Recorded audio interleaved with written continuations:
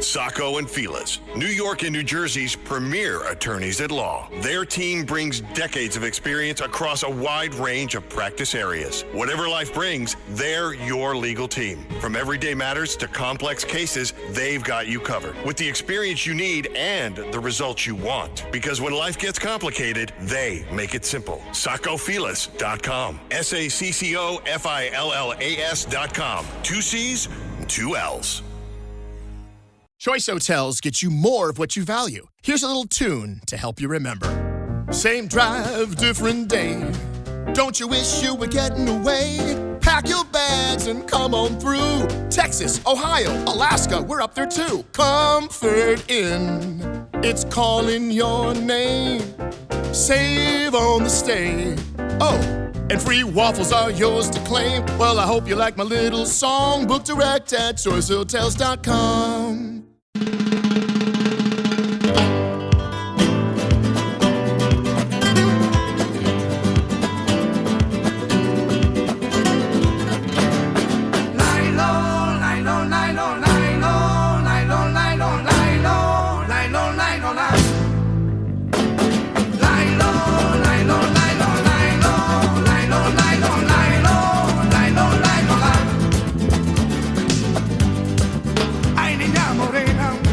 Alrighty, Lionel with you, and this is Another Side of Midnight.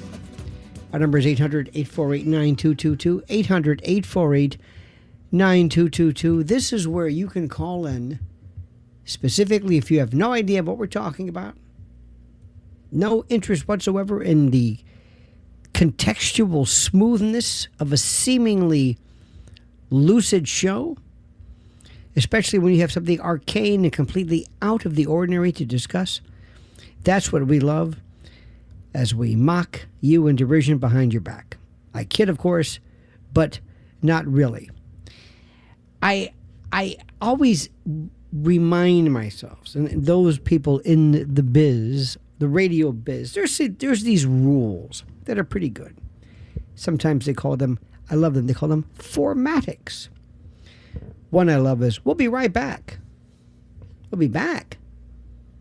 Where are you going? We're going to take a break right now. Take a break. Take a break from what? These are old hackneyed phrases in radio. In fact, the people buying the money for the advertising would say, don't say you're taking a break, because the advertising should be a seamless part of the show. But people just say that. They say these things. It's just one of those things that's part of it. But there are some other truisms that make a lot of sense, and one of them is that people are always getting in and out of a car or tuning in. They don't really know who you are. They don't know what this is about. And I have, for the longest time, especially since 9/11, my whole world changed. And what I find fascinating then, now has become commonplace. You see, when I started my venture into this thing, I loved the whole idea of UFOs and disclosure, but not so much the usual subject, but in terms of what this means for mankind. And do you think these critters will one day have original sin? Think about that one. What is Pope Leo going to say about that? Because the Vatican astronomer has already spoken. AI and transhumanism, but AI is the most important issue in the world. You know, we'll talk about this perhaps a little bit later, but Candace Owens happened to be in Russia recently for a, I guess it's the St. Petersburg, I always think of St. Pete, Florida, but the St. Petersburg Economic Forum. And people are saying, as usual, how dare she? How dare she? How dare she speak in Russia to our avowed enemy? She's a traitor. Thinking, what are you talking about? A traitor? There's no traitor. There's no treason involved in this at all. Don't you understand? Don't you understand? Putin is he? And let me just tell you right off the bat. The people who pose an existential threat to us are in this country. The thing that poses a threat to all of us is this country, is artificial intelligence, Silicon Valley. You talk about, oh my God, you'll hear about this, about the effects of, the input of Israel and ClimateGate, climate lobby, and the gun lobby, and all the lobbies. The lobby that nobody can even compete with is that of, which is the most important, that of the big tech companies and artificial intelligence. And you know what's really funny? Going back to Candace Owens, it was so funny. I was watching this day. She is the most powerful person in the world of digital news. A lot of people haven't heard of her. Some people haven't, but trust me when I tell you that she is. And like I said, she went there and they said, "Oh, she's a traitor." And before anybody continues to feign, because that's what it is, feign ventilation over her visiting Russia, by the way, with no evidence that she ever met with Putin. By the way, this is the front page of Drudge today. But it's worth remembering the long history of journalists and broadcasters and public figures who met with far more notorious and openly hostile world leaders. Barbara Walters, Baba Wawa, interviewed Fidel Castro, Muammar Gaddafi, by the way, whose name can be spelled with a G, a K, or a G, or G, a K, or a, there's another one too, G, K, I think about the other one. Mike Wallace sat down with Ayatollah Khomeini. Ayatollah Khomeini, by the way, who was responsible for taking our individuals, our American, they were CIA operatives for the most part, but our ambassador or embassy staff hostage for 444 days. Nobody called Mike Wallace a traitor. Think about that. He said Dan Rather sat down with Saddam Hussein and Gaddafi and Ted Koppel and Larry King and Christiane Amanpour and Peter Jennings and others, all engaged leaders viewed by many to be adversaries of the U.S. Jane Fonda famously traveled to North Vietnam during wartime and in many eyes committed treason. I would be able to argue the fact that she gave aid and comfort to the enemy. But against this historical backdrop, Candace Owens, by the way, appears in Russia, and it's hardly unprecedented. Journalists and commentators have long argued that seeing events firsthand and questioning world leaders directly is part of understanding international affairs. And whether one agrees with Putin or not is really beside the point. The real question is why some encounters, why some folks or some meetings are celebrated as journalism while others are condemned as heresy. Why is that? History suggests that meeting controversial figures, I submit to you, has really never been unusual. But aren't you tired of this thing called the double standard? And by the way, one of the things which I wish we would do in addition to everything else is to teach people a very important thing, and that is how to think. I want to live in a world where we are absolutely open. Our minds are open to everything. And yet we are told constantly, shut up, don't say anything. Look at now. Now we're looking at the election of Spencer Pratt, perhaps. In L.A., people are saying it's going to be stolen. There was a time when nobody could talk about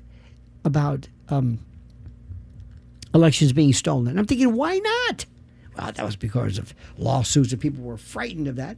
And I could see to a certain extent. During the time of COVID, we were told, don't talk about other things. Don't talk about alternative treatment. Ivermectin, hydroxychloroquine, don't do this. And we gave in. And whoever said that the United States is this land of freedom of speech is psychotic. But let me go back to what I said initially right now. We have to start from scratch. We need to take the news services and train people how to think and to go deeper and deeper and deeper and to stop just regurgitating headlines. That is not news. And repeating what the White House, whoever the White House is, provides is not news. That's repeating and not reporting. So I want to talk about that. I also want to talk about the notion of eugenics tonight vis-a-vis abortion, which I think is incredible. And by the way, let's start off. This is interesting. A fellow named Larry on Long Island would like to weigh in. I think he has something fascinating to say, or maybe not. Larry, you're on another side of midnight. Lionel, good morning. Did I understand you opened up this evening with you wanted people to call you with something just different, interesting. Forget the Indeed. wars, forget all the... Am I right? Not forget the wars, but just whatever you want. Something interesting, something arcane, recondite, something scintillating. Proceed, sir. So I'm going to attempt to scintillate you. I worked for a company for 33 plus years. I walked up to and drove up to a company, and 4 peacocks were on the property of this business. And they approached me, Lionel. I'm not kidding. I am now circled by 4 large peacocks. I don't have peacock information. I think you do. You must know a lot about peacocks, but I didn't. Am I going to get chewed up? Am I going to get killed? What the heck? This true story. True, honest-to-God story. What would you have done? I got out of my car. I tried to get into the business. Am I there? You are there, sir. I am riveted. Thank you. I was literally like 5 feet away from the entrance to this business. The location, stay with me, Jericho, Long Island. This was a very old building going back hundreds of years ago in this beautiful area called Jericho, Long Island. And everybody knows who's on Long Island. I'm not making this up. The Underground Railroad went through this territory, and there has been a battle over the years between the locals and the government. It's all financial. A lot of people want those buildings destroyed, but a lot of people, for historical reasons, want that open. So I am now standing with my tush backed against my car, just doing business for the first time, and there are now 4 or 5 peacocks. I'm not kidding. What do you think? What do you think is the significance of the peacocks? What do you think? Does it mean anything? Is this inherent, endemic, indigenous to this area? Were these? I don't understand. What do you think this means, if anything? Can I tell you? My first thought was, I don't see any fencing. I don't see any security. These are literally wild, huge birds. Right. Where are they coming from? And I found out when Lionel, I swear to you, I'm not kidding. I believe you. My tush is against my car. I understand this. Where did they come from? And I talked to them because I don't know what they're going to do. Are they going to hurt me? And I just did we find out where they are from? Did we find out where they are from? No. What I is there some found out story? I swear to you, when I found out, and I saw. What did you find out? That there was a woman. All of a sudden, they showed up, and some woman has been feeding these. Yes. What the hell do peacocks eat? I don't think peacocks eat spaghetti and meatballs. What the hell was she? Lionel, I'm not kidding. This was fantastic, but I survived it. Larry, I thank you. I thank you, Larry, and I want you to call me again. And for the life of me, see, this is fascinating. Did I miss the import of that story? Did I understand that perhaps maybe do we find out why they were there? Perhaps were they years ago raised and then they became a part of the land? It was like 4 different jokes with no punchline. Interesting, but I'm not sure where that went. And I'm going to be wondering about this all day. I'm going to be asking, what the hell was that all about? And I don't think he's going to be attacked by peacocks. I don't believe. I don't know what that meant. I have no earthly idea. That's why this is the other side of midnight. Now, coming up, we're going to be talking to somebody from St. Louis.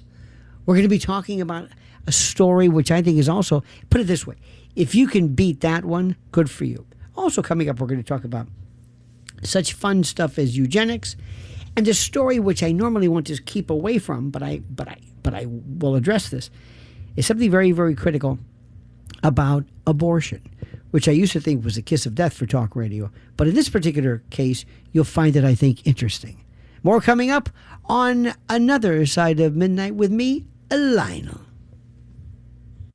On alto, incredible. By the way, one of my favorite albums of all time is Paul Desmond, Bridge Over Troubled Water.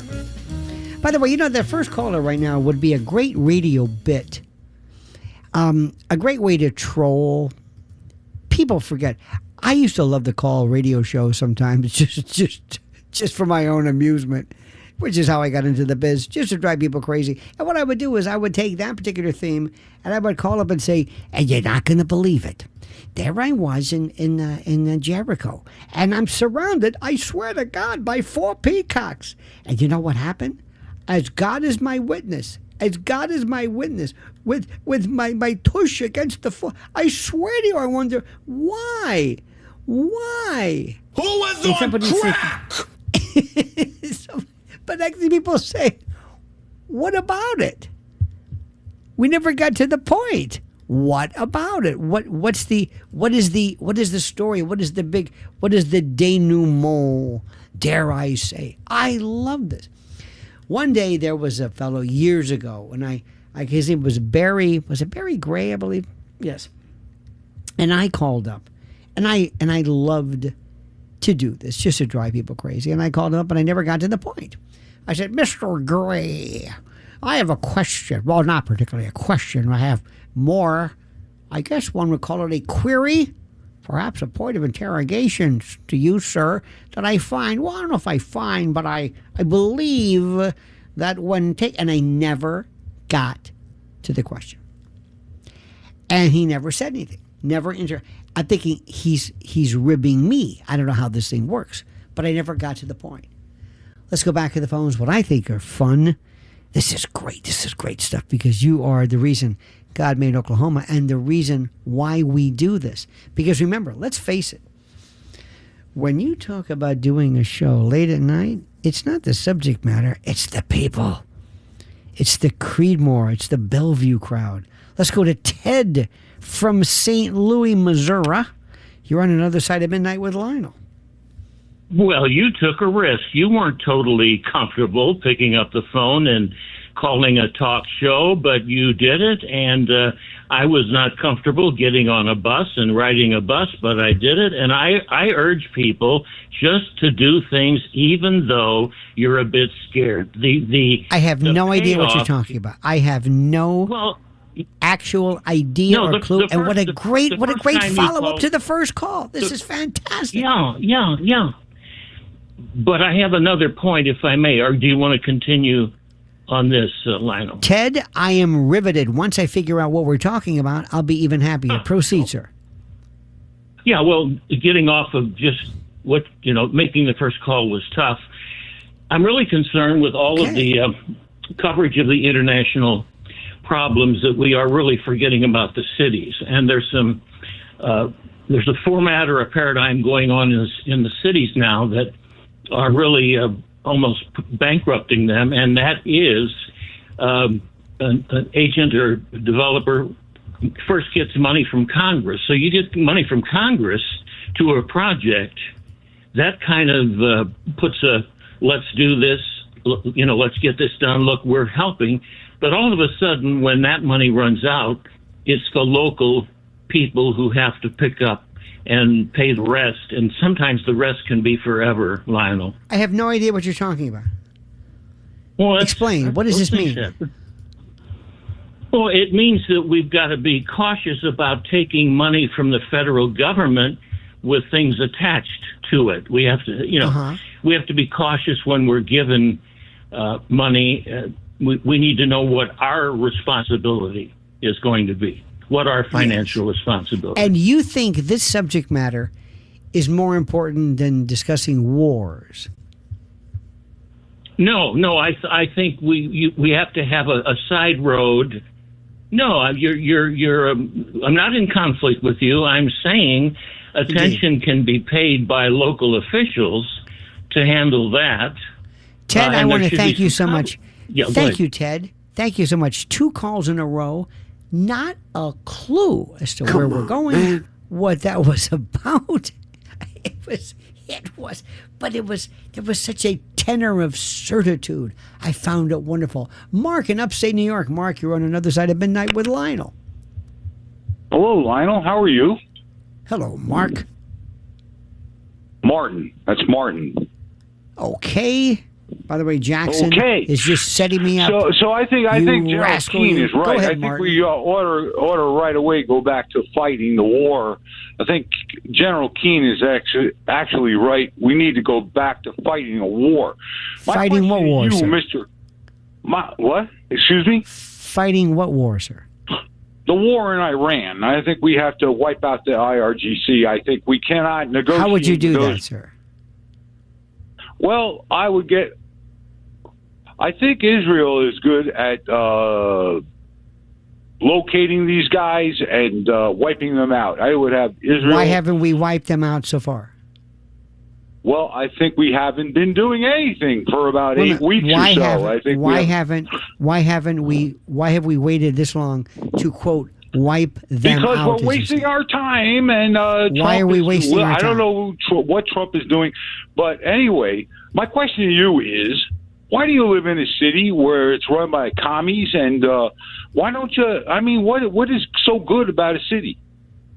What is so good about a city? What do you mean by that? Yeah. What's so good about a city? Why is it better than the country, man? What is so good about a city versus a country? Yeah, but the countryside, the outskirts of town. Why is the city better? Well, Who said it was? Of sheep. You're a load of sheep. But excuse me. There, who said? Hang on a second. Who said a city is better than the countryside? Who said that? I get that's just the impression that I get listening to you. Where did you get that impression? Because I listen to you. That's why. You think you're smarter than me? Okay. Thank you so much. I appreciate it. By the way, 3 in a row, my friend. We are on something. Jesus Christ! We are on something here. Let's go to Rick in New Jersey. Rick, you're on another side of midnight with Lionel. Can you beat that? Can you? Yeah. Hey, Lionel, I'm not going to ask you whether you remember me or not, but I want to talk about hate crimes. But before we get to that, Bob Grant used to have 2 callers, John from Staten Island, and Jimmy, the fervent anti-communist. We never hear from Jimmy anymore. Maybe he passed away. He used to call all the stations. Maybe this was ancient history. Maybe this was decades ago. I guess so. Maybe. No, but he used to call up a lot, Jimmy. Okay, we're not talking about Jimmy. We're not talking about Jimmy or Larry or Edwina. Okay. Let's focus on this, for the love of God, please. Crime? Hey, listen, Ron of Glendale, I tell you what, sometime I want you to show up when I'm making a public appearance. I want you to identify yourself. I'll tell you what, Bill Lee, you have been the king of the drops this morning, my friend. You are incredible. Now, let me ask you, what do you think a hate crime is? Enough about me. What do you think it is? A crime is a crime is a crime, whether you hate the person or not. Well, what is a hate crime? Why are there hate crimes? I'm asking you a question. Let's stop for a second. Okay. Answer my question. You're coming up with more questions. What is a hate crime? What do you think it is? All right. I can hate somebody, but if I act on that hate, that would be a crime against that person because I believe, for whatever reason, I don't like them. But still, the crime is just a crime, right? What is a hate crime? Again, I ask you again. If the motivation is hate, if the motivation is me to rob you and you're a rich guy, is that a hate crime against rich people? I'm going to ask you now for the 5th time. What is a hate crime? What is it? You're asking questions around it. I don't think there's any such thing. I don't think there's any such thing. A crime what is are they crime. prosecuting people for then? I think it's because they want to make a point that they want to legislate your morality by They want to how you. wait. They want to make a point. Yeah, like they're saying that you did it because you're motivated because you hated somebody. Well, yes, that's men hate true. women, and they don't go around killing them. They may treat them badly, but I don't know. I don't know. If somebody what do you think? were to, let me ask you a question. If somebody were to deface, let's say, a synagogue with swastikas, and was obviously targeting, let's say, a synagogue or maybe a mosque or a Catholic church, and targeted them by virtue of the fact of who they were, namely they were a church, and they wanted to make the point not just to commit criminal mischief or vandalism, but in the case of, let's say, of a synagogue, to instill fear, to say that I am targeting you not just because I feel like defacing a building, but I want you to feel worried and scared. I want to in essence really incite almost a kind of a mini terrorism. You don't think that is different than me just on a building, go Knicks? You don't think that those two are different, even though they're both technically vandalism? Yeah.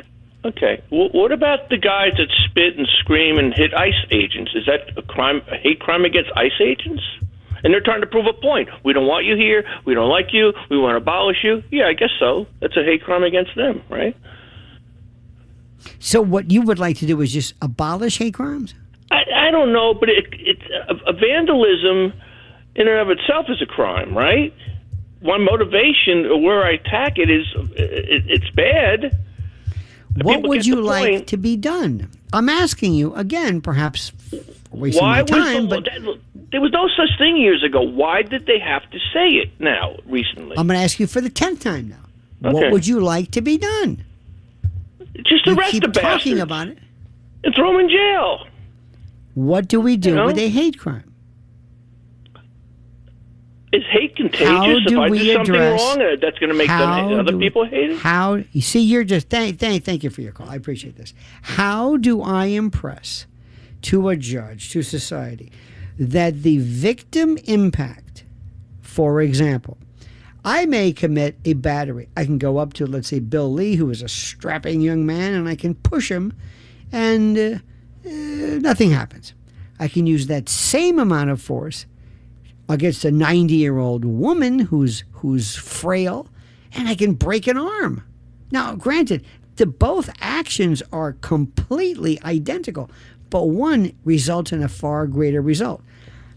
If I target elderly people because of their frailty, if I do something in order to not just commit a crime, but to send a message, do you think that should be considered differently? If I were to burn a cross on the front lawn of a black family, maybe the only black family in the neighborhood, do you think that should be considered run-of-the-mill arson? The answer is no, of course not. What's the best way to handle that? You see it in our last caller. What's interesting is that he never answered my question. The premise of his call was to say hate crimes are stupid. But when asked, well, what would you like to do? What would you replace it with? Never got to that point. Very interesting. Kevin on Long Island. You're on another side of midnight with Lionel. Oh, Lionel, I consider myself a very intelligent person. I love your intelligence, and I love just your whole radio show. This is a little bit of the lunatic fringe starting off. You ask a guy a question, this is supposed to be a give and take. So obviously, a hate crime, if you want the bastards in jail, you would obviously give them a higher charge of something that is a degree, just like anything in murder. Is there a premeditation?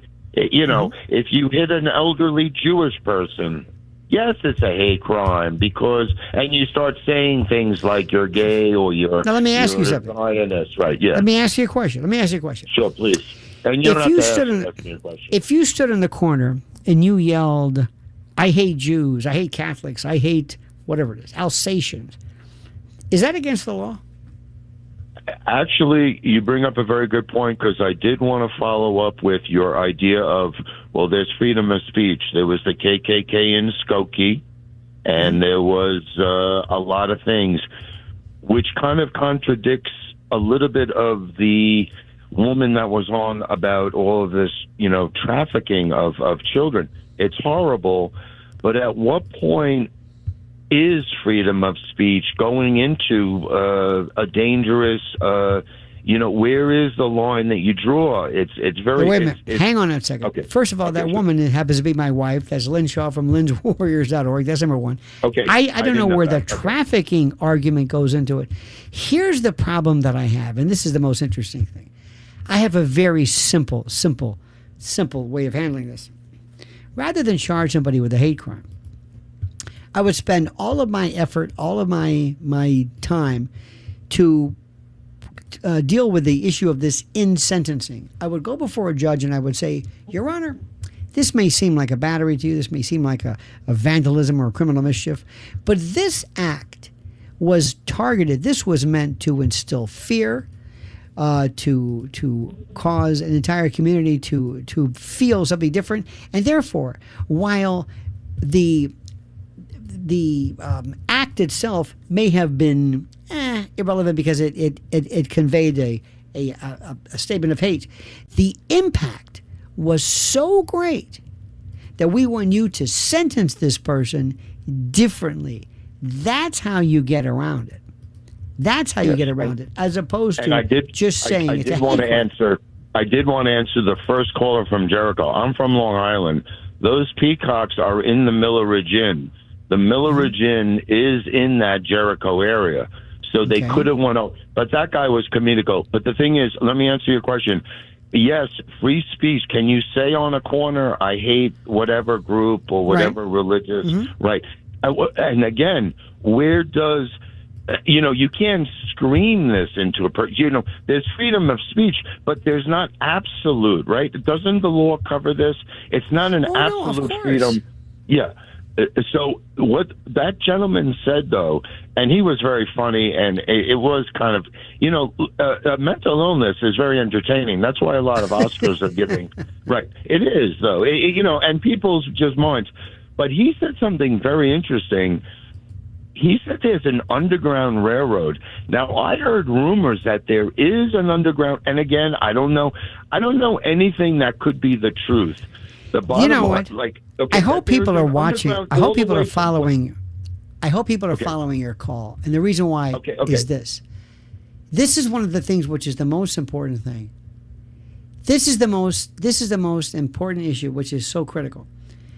You are talking about so many issues, so many fascinating issues, back and forth, weaving from Jericho into hate crimes. I find it fascinating, absolutely fascinating. The issue is simply this. We have to realize that whenever you have something that is of an issue like this, you always have to realize that while we're trying to do something which is important, something critical, where we're trying to stop a particular behavior, we got to make sure that we don't stop, how do I say this?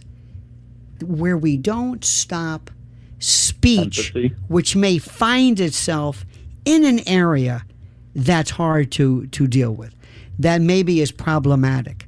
And then you're going to ask the question, well, who determines what behavior is or is not problematic?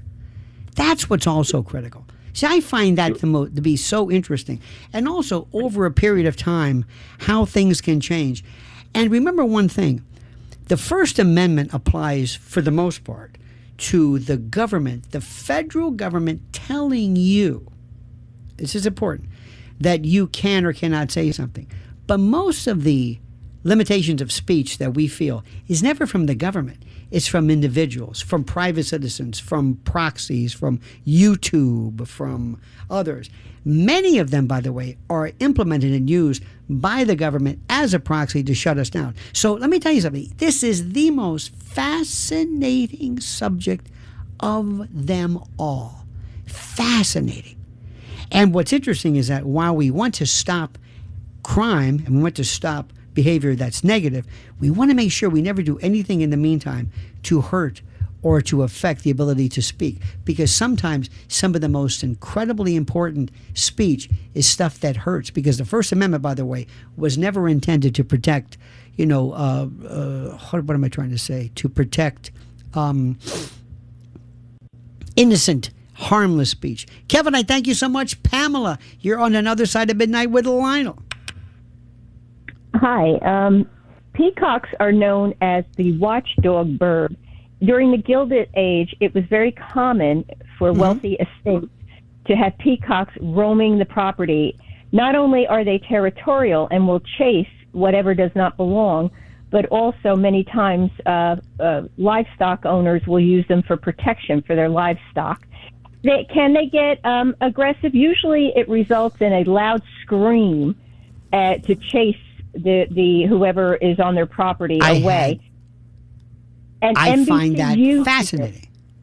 NBC uses it as its symbol. Sure. Feathers.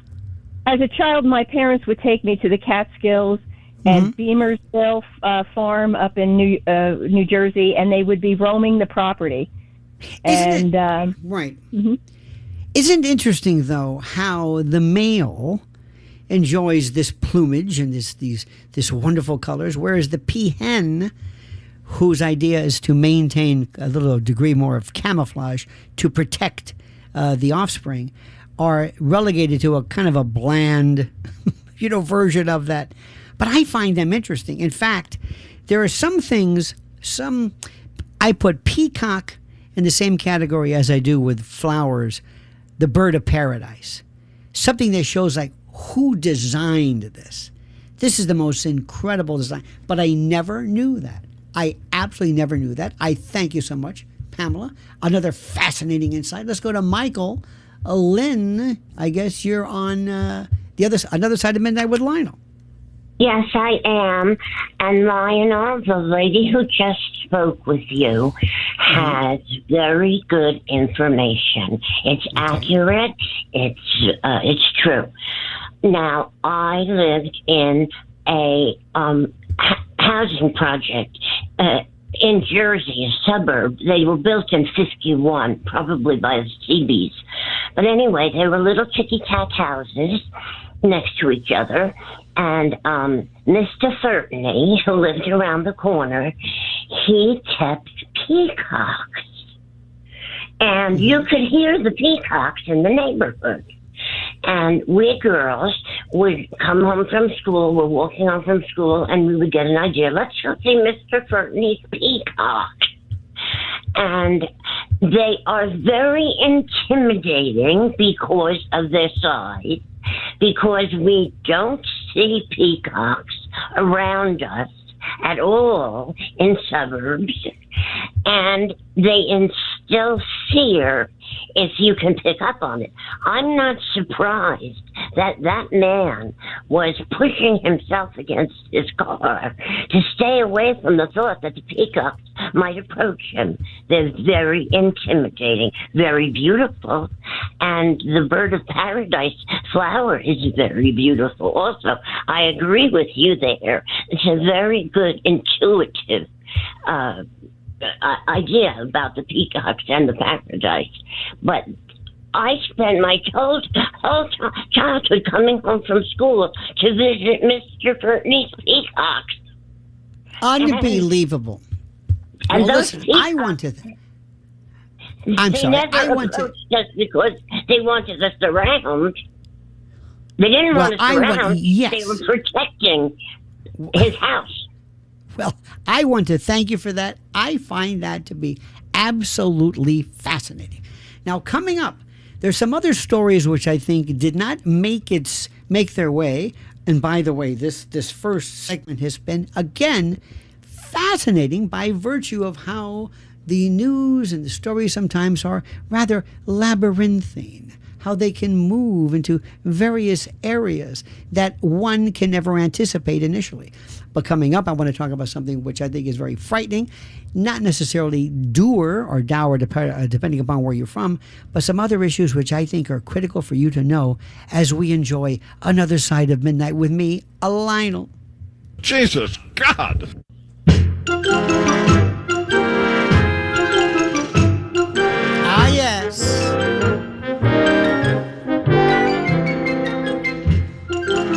One of the greats.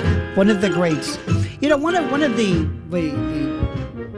aspects about, and by the way, I did not know we'd be playing the Hitchcock piece, but one of the things which I found so interesting about him and great film directors of the time, they didn't necessarily show you what it was they were worried or fearing or what you should fear. They kind of let your mind imagine this. Remember when Psycho came? When people looked at the movie Psycho, what was it about Psycho that was so fascinating?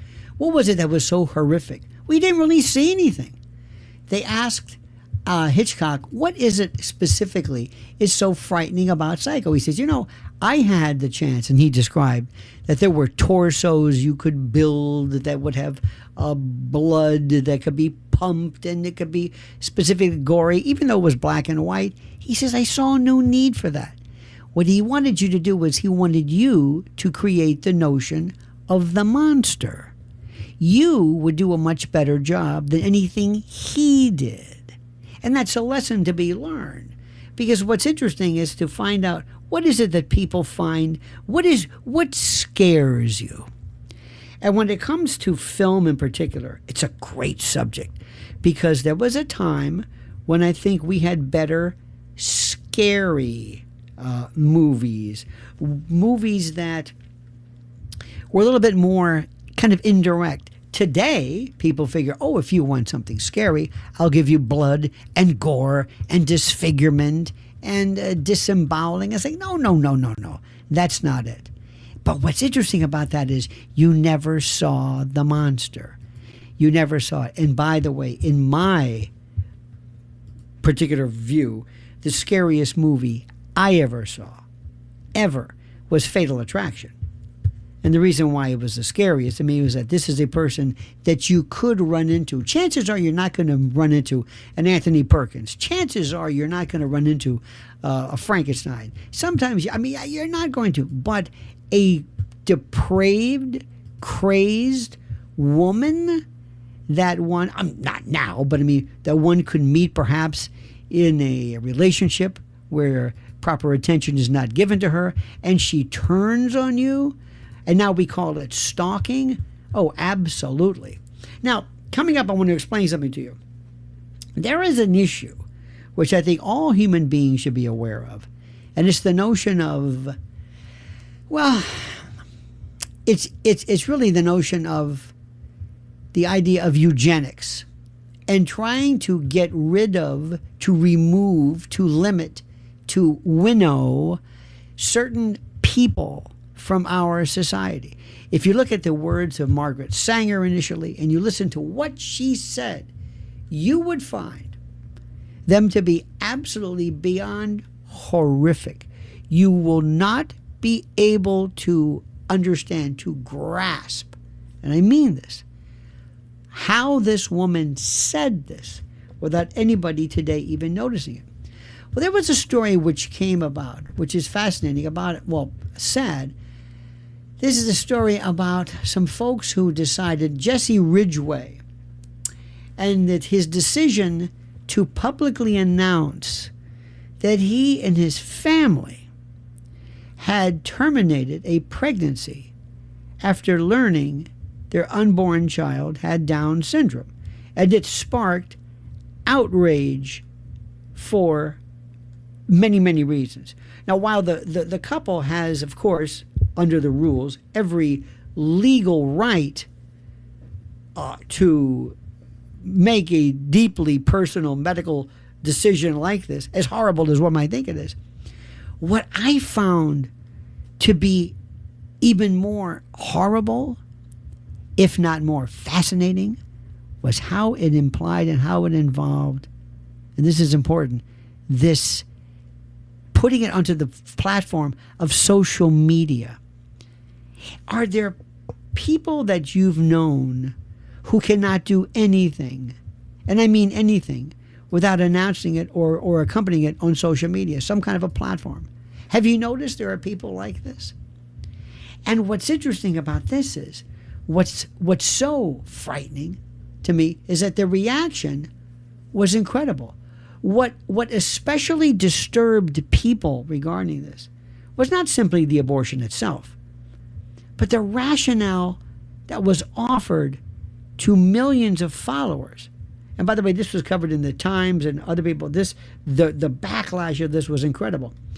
By emphasizing statistics about medical, complications and portraying Down syndrome primarily as a kind of as a collection of burdens and limitations, the message that was given risked suggesting that lives affected by similar conditions that are somehow less valuable and less worthy, are able to be addressed through the expurgation and termination of a life. And for many families, by the way, raising a child with Down syndrome, that implication was painful. It's as though they gave this information not to show you the particular problem they went through, but the reaction posed a broader concern about modern prenatal testing. Increasingly, and this is interesting, society appears to be moving toward a kind of a mindset in which genetic diagnoses become the grounds for eliminating children before birth rather than preparing families to support them. Now, I want you to think about this for a moment. I've always, for the most part, historically, kind of stayed away from the issue of abortion. And this is not an abortion issue per se. What this is something that we must deal with in addition to AI and transhumanism, and that is the idea of eugenics. To be able to use science to craft a particular type of person, population. There's positive eugenics, where we try to go out of our way to increase a particular trait, to increase, let's say, intelligence, to increase athleticism. But then there's the other side of negative eugenics, where we're talking about eliminating from the population those individuals who who have traits or conditions that we find either problematic, dangerous, or worthy of elimination. Now, I'm going to also throw something in which you're not supposed to do, but I'm going to do it as well. I don't normally bring in the notion of religion, but I want you to understand something. If you think that reading stories today, whether they're about AI or whether they're about whatever, is nothing more than just reading the cold, hard facts about science or data and not understanding morality, religion, life, the sanctity of life. And when we pull the plug, when does randomness come into play where we say, you know what, we never called for this, so we're going to eliminate this particular fetus. More importantly, as we're able to determine specifically particular traits, what if you have individuals, let's say a Mexican family, who realizes that genetically, statistically, it's better if their child be 6 foot tall and have blonde hair and look Norwegian, when nobody in their family looks like that. Remember in the 70s, the chiffon margarine commercial says, it's not nice to fool Mother Nature. When do we fool it? And if you think this is kind of some futuristic issue, oh, no. It's happening right now. Let's talk 800-848-9222. Lionel with you on Another Side of Midnight.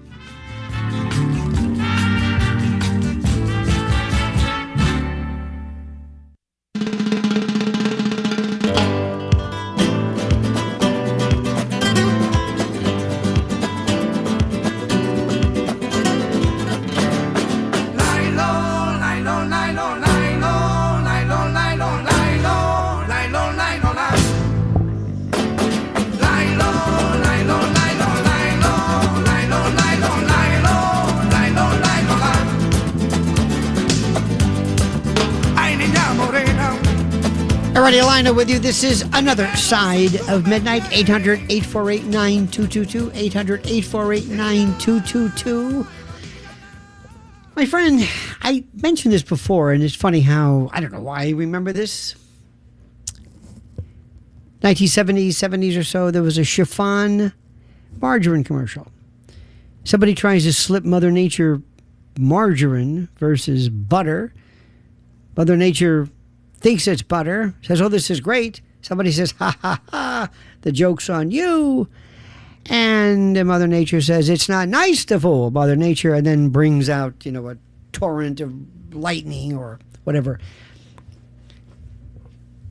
And I always have this thought experiment where we sit down, and this is not meant to be sacrilegious in any stretch of the imagination, but we sit down with God.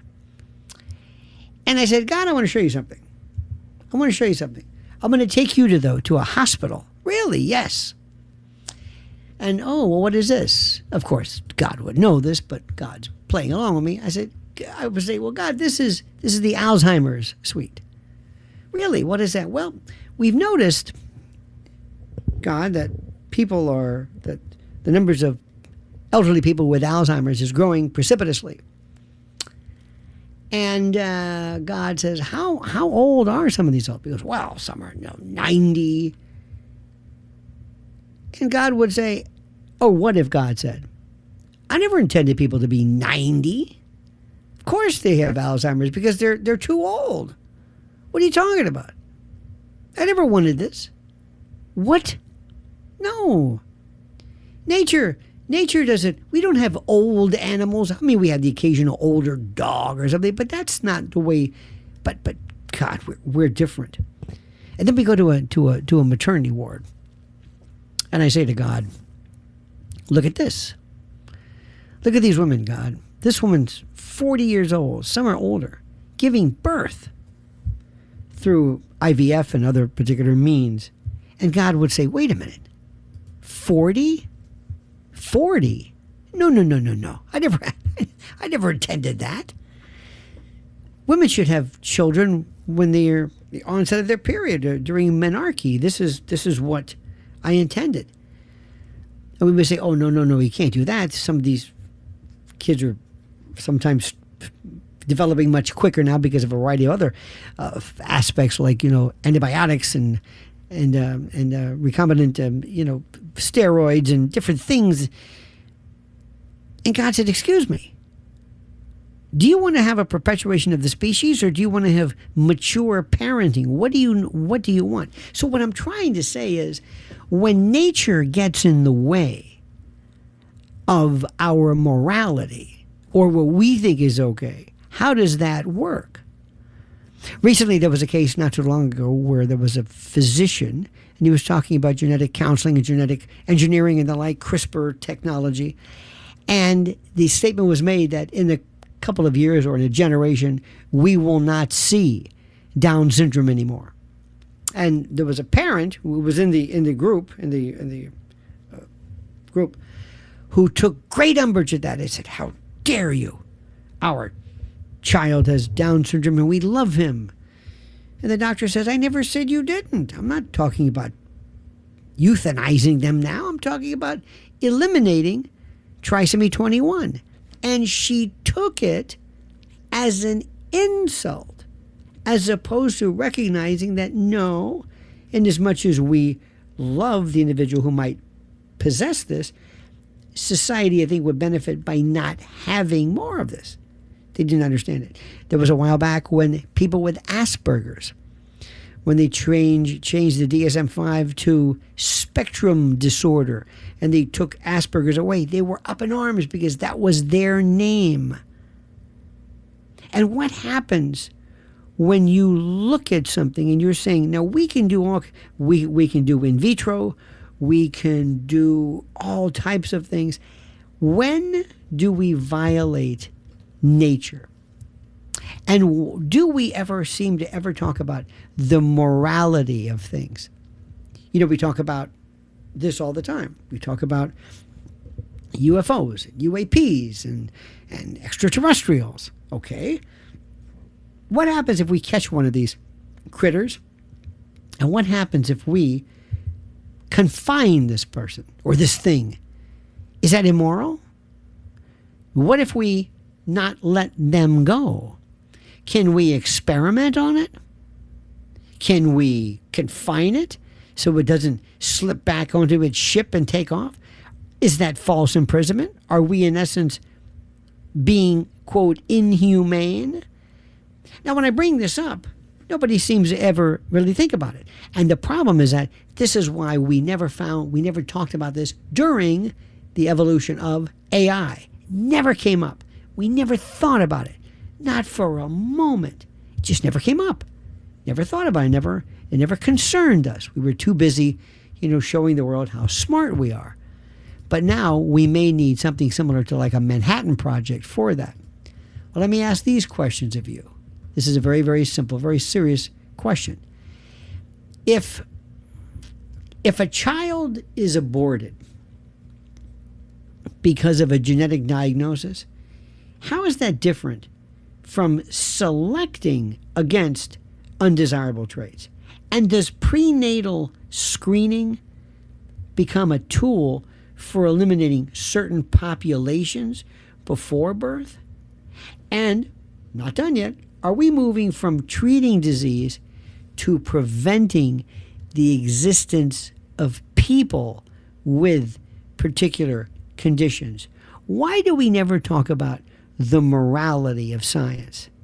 What happens when testing expands beyond Down syndrome to autism or dwarfism or deafness or other traits? And then we have to think about this: disability rights and human dignity. Many disability advocates argue that selective abortion, which is what we're talking about right now, based on a diagnosis, sends a message that some lives are less valuable. You see, we had a caller before who said, we should go up and just blow up Iran. Just blow it up. Just do it. Blow them up. Do what General Keane said. Well, that means killing people. Yeah, well, look how we do this. Sometimes we don't even talk about killing people. We talk about collateral damage. And what I'm trying to tell you is, do you ever fear that with all this great talk about technology and the like, that we never think about where we're going with this? I mean, do we really talk about it? There was a case a while back, and to bring up abortion, I know I don't do this, but I'm going to tell you. There is a reason why Roe against Wade, or Roe v. Wade, as you say, is unconstitutional. I'm not going to go to it. It's rather dry, but Nino Scalia would agree with me 100%, because there's no such thing as substantive due process. It doesn't make any sense, but that's too legally wonky. What happened was people went berserk because they said that this outlawed abortion, and it didn't. It didn't at all. It just says it's up to the states. But I can't believe how people fought for this. I remember reading or seeing on TV actresses claiming that they had X amount of abortions. They had T-shirts lauding this. And now we have men, which is ridiculous, claiming they can have children and they can menstruate, and it's nuts. But back to the reality of this. When do we ever talk about morality? When do we do this? And I mentioned this before. If we have somebody from another star system, planet, wherever it's from, and we have this person here, the Vatican has already answered this question. What if they are born? What if the church, what if Pope Leo considers them to be born without original sin, because they are theoretically not of Adam, one could argue? That means they don't need redemption. They don't need to be born again. Do you see where this is going? Do you see what this will do? It's a fascinating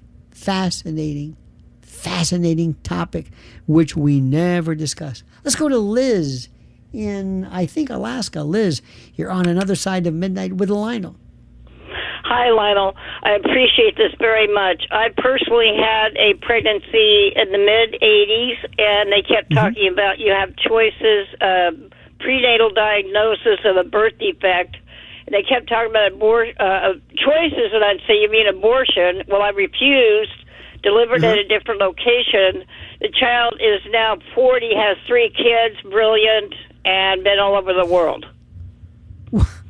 I heard recently, and I don't know where, there was a woman who was given the chance to abort.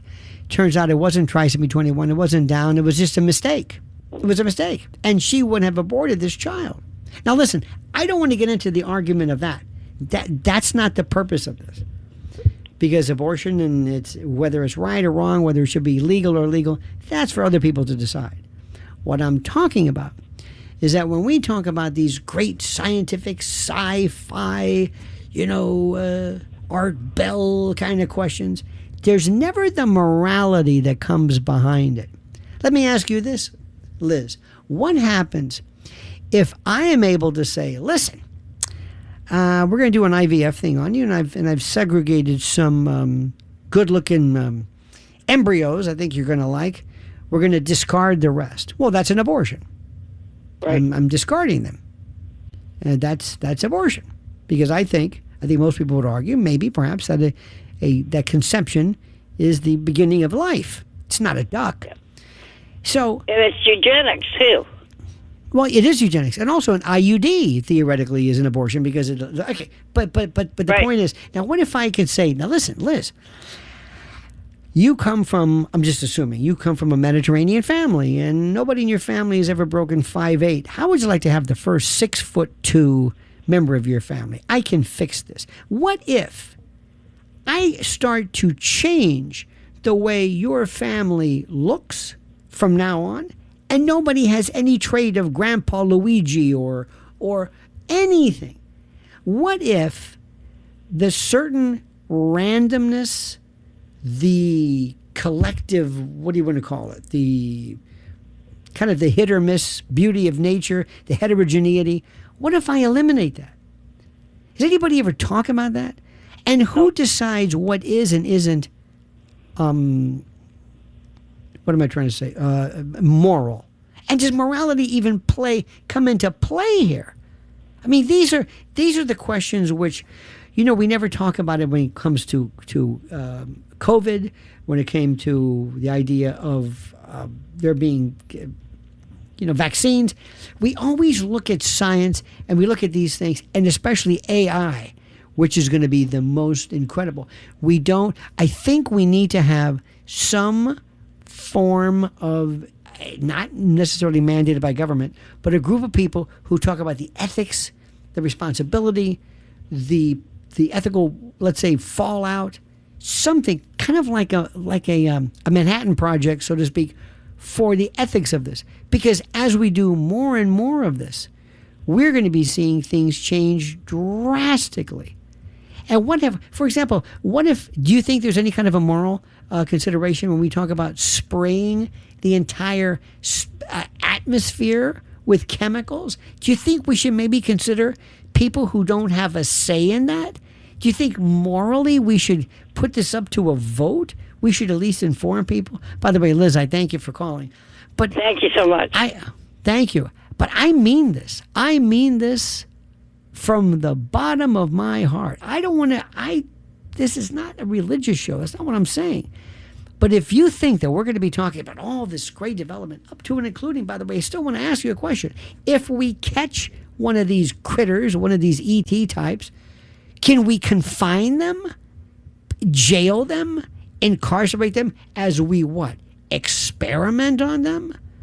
By what jurisdiction do we have that? More consideration, more thoughts, more comments on Another Side of Midnight with Lionel.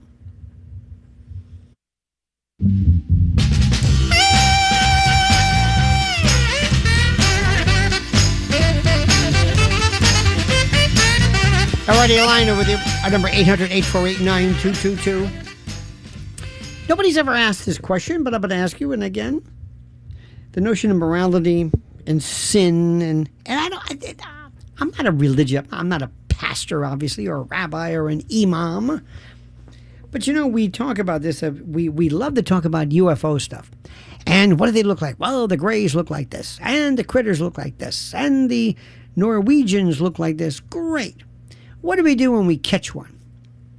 We're going to catch one. Okay? What do we do? You know exactly what we're going to do. We're going to catch them. We're not going to let them go. We're not going to. We're going to ostensibly say at first, "Oh no, we're trying to help you. We're going to make sure you're okay. You were most probably involved in some kind of a crash or something, and we're going to, do our best to make sure you're okay." But then you're going to ask yourself, can they go? Well, we're not done testing them. And if you do know, ask any other animal or any other species that we've gotten our mitts on. What have we done? We've controlled it. We've put them in pens and in zoos. We're horrible to animals. And we would most probably look at these issues, these, if you will, these people, these critters, as not human. And when you want to talk about genetic life, think about what you've got to deal with. We're talking about genetic engineering, gene editing through CRISPR, prenatal screening, assisted suicide technology. That's another one. I haven't even gotten to that one yet. Life extension technologies, artificial wombs, human cloning, brain-computer interfaces. What if I'm able to connect you and a loved one up to some base, some database, in which, don't worry about lost memories. We have basically, we're going to take a copy of your memory during the time of your life, and then later on when you get older and forget things, we'll kind of give you a little jump start and we'll fill in the blanks. Here is the problem. When I was a psych major and I took the class called Memory, I never forgot how I would always look at and always like to read the table of contents. The table of contents kind of tells me where I'm going.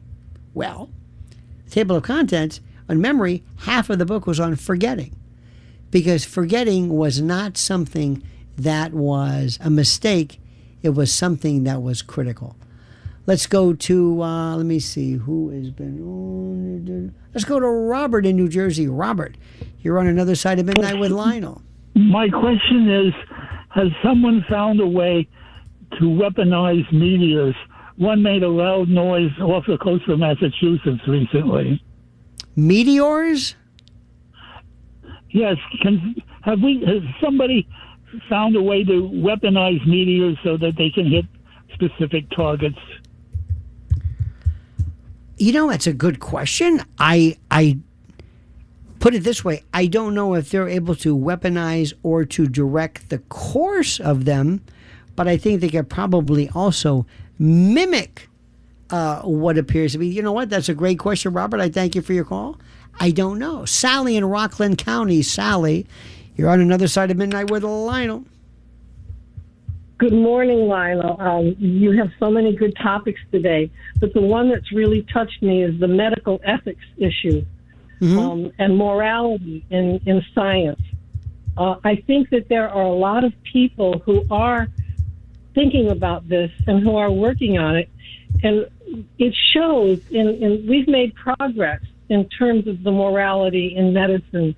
For instance, in this country, it's illegal to sell your organs, to sell organs for transplant. I think that's a moral position. Also, there's a group called Compassion in Dying, and I think that is an ethical, moral position that people believe in. Let me ask you a couple of things here. First and foremost, I'm a little hesitant. They're saying to you, you can't sell your organs. But I have heard some horror stories about some, dare I say, some unethical hospitals that were a little bit precipitous before they would call a code, because this body has a liver, lungs, especially if you're, let's say you're in some type of trauma and you are young, you are a gold mine of harvestable, from lenses and corneas to lungs, the heart, the kidneys. So I don't know sometimes if we might not be able to sell our organs, but hospitals sure do. And there's also the case, it's been reported, that in China, if you are unable to secure an organ in this country because of a variety of reasons, your age, maybe it's liver, some type of liver transplant, and you've been a drug addict, they say, and I'm going to just repeat what I hear, I can't verify this, but they say that you can go to China and that they will do the various testing, and that they will go into one of their prisons, find somebody who is best able to satisfy or to comply with your particular parameters, and you will leave with a nice big play school, kind of one of these portable, what have you, these devices or these things, with an organ, a new liver. And, the transplant could be done there or elsewhere. So, I don't know. Here's a question I have. Why is it illegal? Why is it wrong for you to sell your own organs? Why? Why should it be?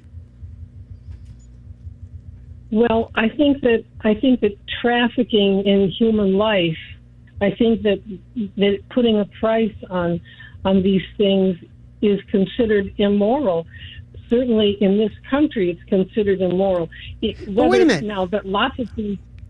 Yeah. No. I agree with you. But what I'm saying is, if somebody says, listen, if I said to you, now, we're not going to, Sally, we're not going to have you, we're not going to pay you for your organ, but we'll pay you for your time, for your, in essence, almost like the pain and suffering, the inconvenience, not for the organ, mind you, wink, wink, but for other ancillary matters.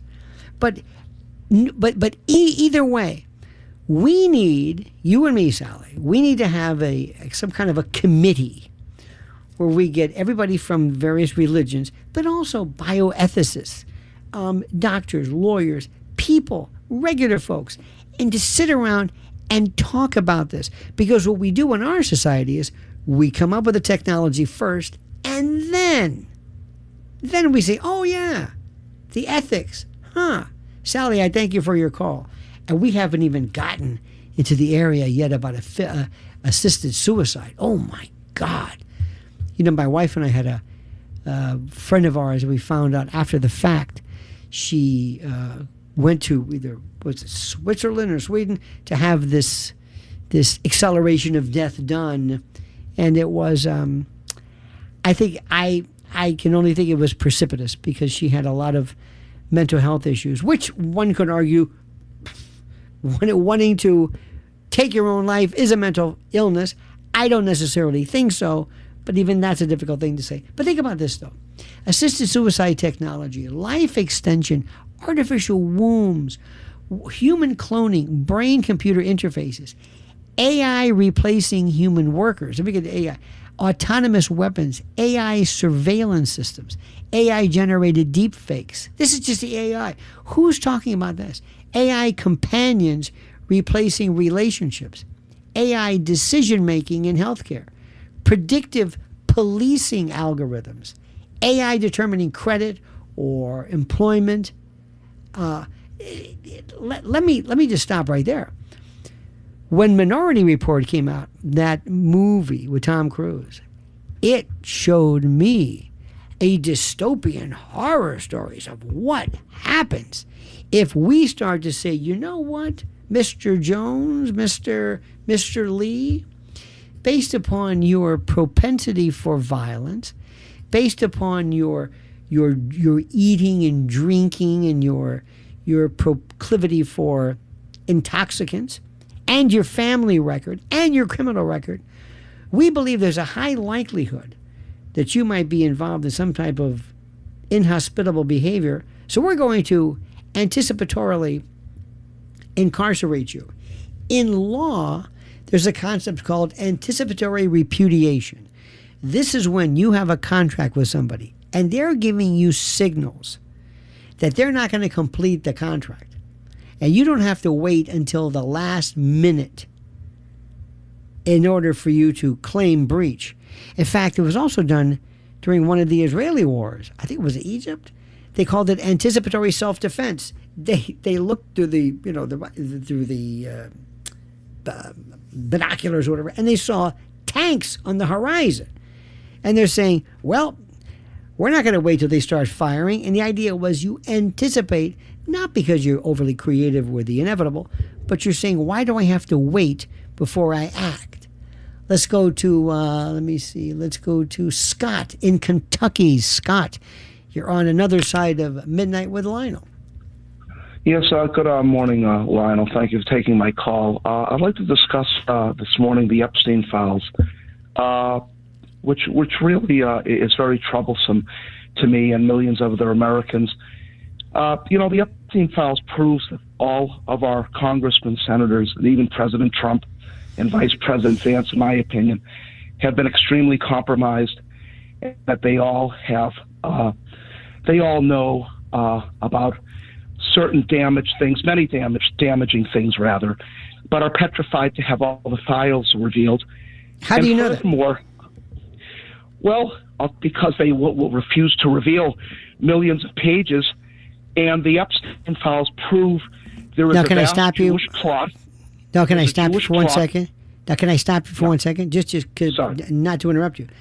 But there may be reasons. There may be reasons why they don't want this to be revealed.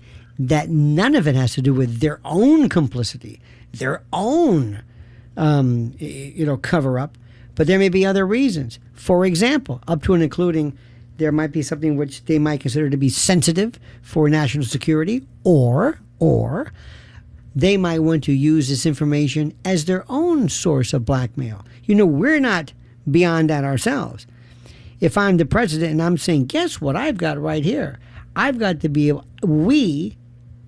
in I guess, supporting of our country, we might be able, look, lo and behold, look who it is. It's, let's say, Muammar Gaddafi. We've got the goods on him, if that's even possible. So what I'm trying to say is there could be reasons that have nothing to do with their own complicity that they don't want to reveal. And also, what do you think are in these files?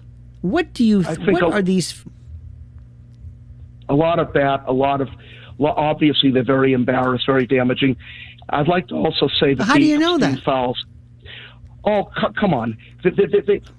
Epstein was a pervert. He was different a issue. No. Different issue. First of all, why do you think that the people who've compiled the files, somebody somewhere had to take these, and then before they signed off on them, before they said, okay, we've collated them, here are the files. How do you know they weren't revised, expurgated, reviewed, edited beforehand? What do you think is in a file? A name? And by the way, what if a lot of the people in the files themselves settled, don't want this brought up, are not interested in this? And let me ask you further.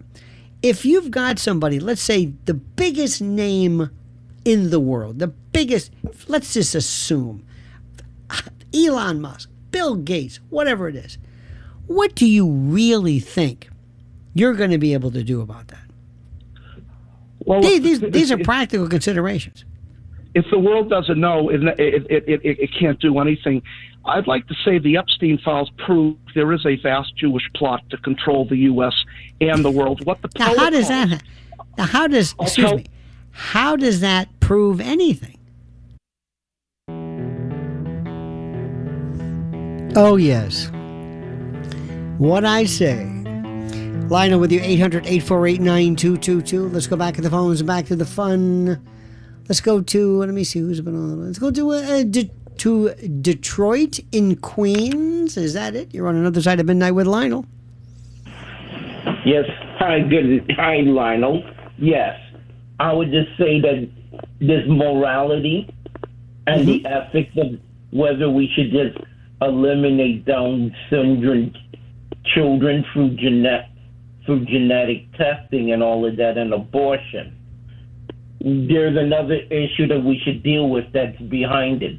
There's a lot of hostility and prejudice against people born with intellectual disabilities in this society and in Western society in general. And there's a lot of hatred towards them. And the first people the Nazis went after were those who had intellectual disabilities and those who had mental health issues. Well, look at the Kennedy. Who was it? Kathleen Kennedy, that they lobotomized her because she. Well, they didn't know then. It was a different time, but she might have been perhaps maybe not as intellectually adept as her others, and she might have been a little. I don't know what the word is. Rumors were a little promiscuous, and so they took care of her. The question is simply this: who makes these decisions? I know, that's the question. And also I remember Sarah Palin, where she proudly displayed her daughter born with Down syndrome, and she said that when they offered her grandson or her son, and by the way, thank you for your call. I the rumor has it was that she claims it was her son. Other people, Trigg, what was his name, Trigg or something, but some people say no, it was actually her daughter's son. I don't know. But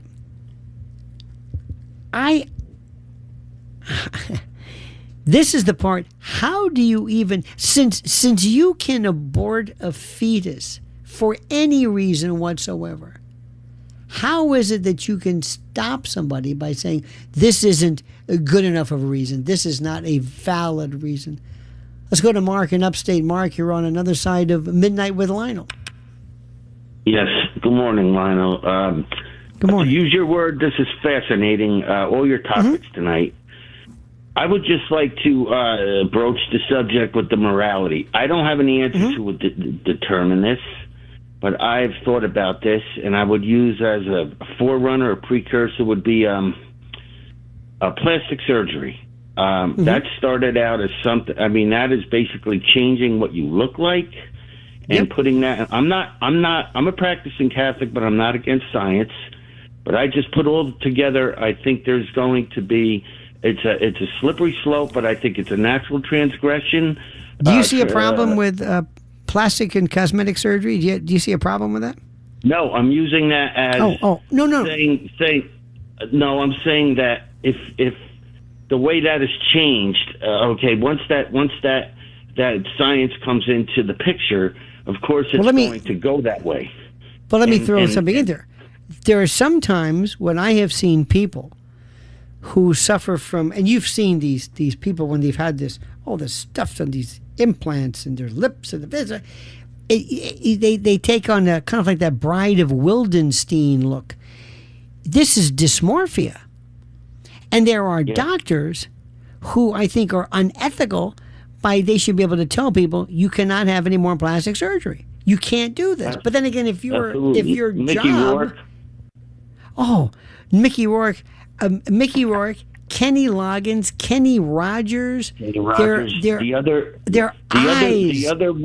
There was another woman, a very beautiful woman. Her name escapes me. She was a blonde, a newscaster, and she. Anyways, but my point was that. Yes. But I'm saying is. Yes.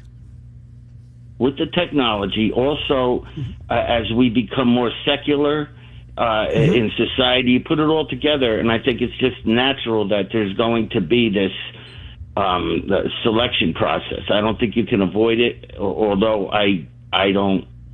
I think your Mother Nature analogy is very right. I thank you. Listen, I thank you. I thank you for your call.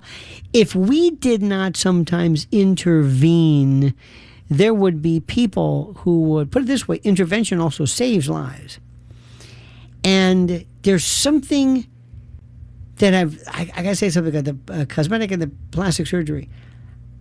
Again, nothing that I say ever involves the government ever coming in and stopping any of this. If you want to have anything done, and if it makes you feel good, and it's one man's mutilation is another man's whatever it was. That's fine. That's up to you. But what happens is we don't, I don't even know, for example, do they even have boards that even say, this is your 20th plastic surgery today? But let me leave you with this before the music starts. What really scared me the most is when I saw people from teaching hospitals, pediatric hospitals of renown, who were basically signing off on genital mutilation and puberty blocking and gender reaffirmation. It made me think, dear God, this can't be. More coming up on the other side of midnight with Lionel. 800-848-9222. More coming up, my friends. Stay tuned.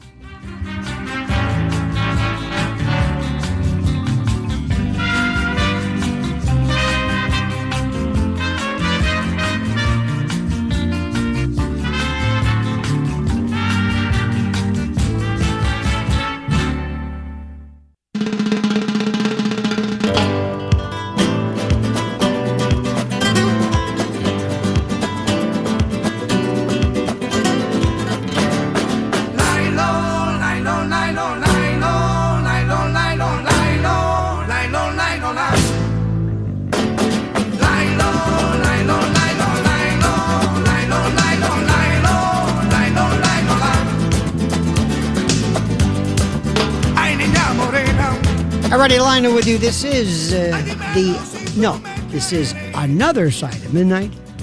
I will get that right one of these days. 800-848-9222. 800-848-9222. My friends, what a veritable, just a trajectory, a carom of issues from peacocks and Jericho guard birds to the ethical considerations of technology. This is something which I think is so incredible. And nobody's answered my question. What happens if we catch one of these critters from another planet, it's in a spaceship? What do we do with these people? What do we do? What do we do? Do we keep them? Let them go? You know what they're going to do. We're going to say, sorry, you're too good, too important. And not only that, we don't recognize you as a force or an animal or an entity superior to us.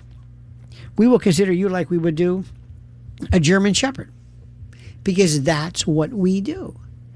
And more importantly, I gave this story one time. This is how the law always lags behind technology.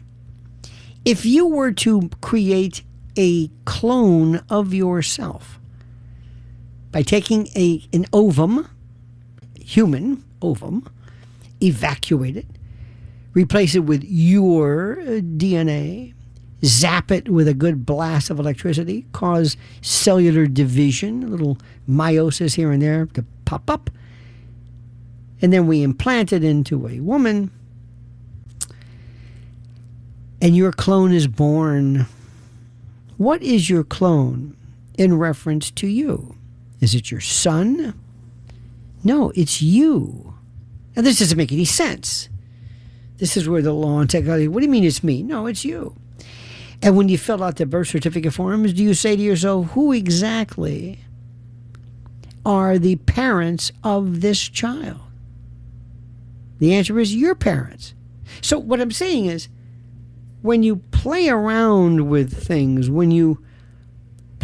just like, for example, if we could ever go back in time, if it's possible to go back in time, again, whether it's possible or impossible, but just work with me, and you were to go back and you could theoretically kill people, you could kill Hitler.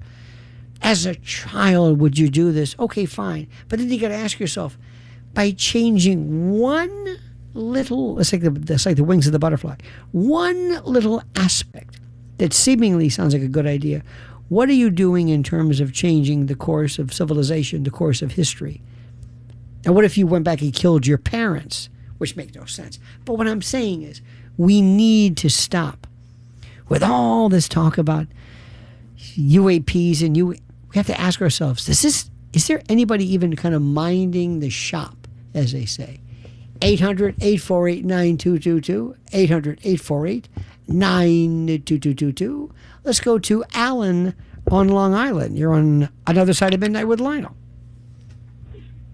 Lionel, with subjects, you are an intellectual genius. Your epigones are, I would say, stunted with awareness, stunted.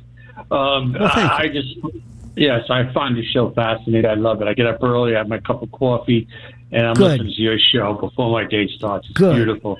The thing is, I'm fascinated by people who are fascinated by things that don't exist, like little green Martians and spaceships flying around, and the government is hiding them. The government couldn't hide a ham sandwich, and you know it, from a bunch of creepy low IQ people in the government. Oh, yes, it could. No, yes, it could. Who's hiding them? Come on, who's hiding them? Obama's hiding them? Come on, who? Joe Biden? Clinton's hiding them? Obama. Do you remember? The Martians Alan, Go ahead.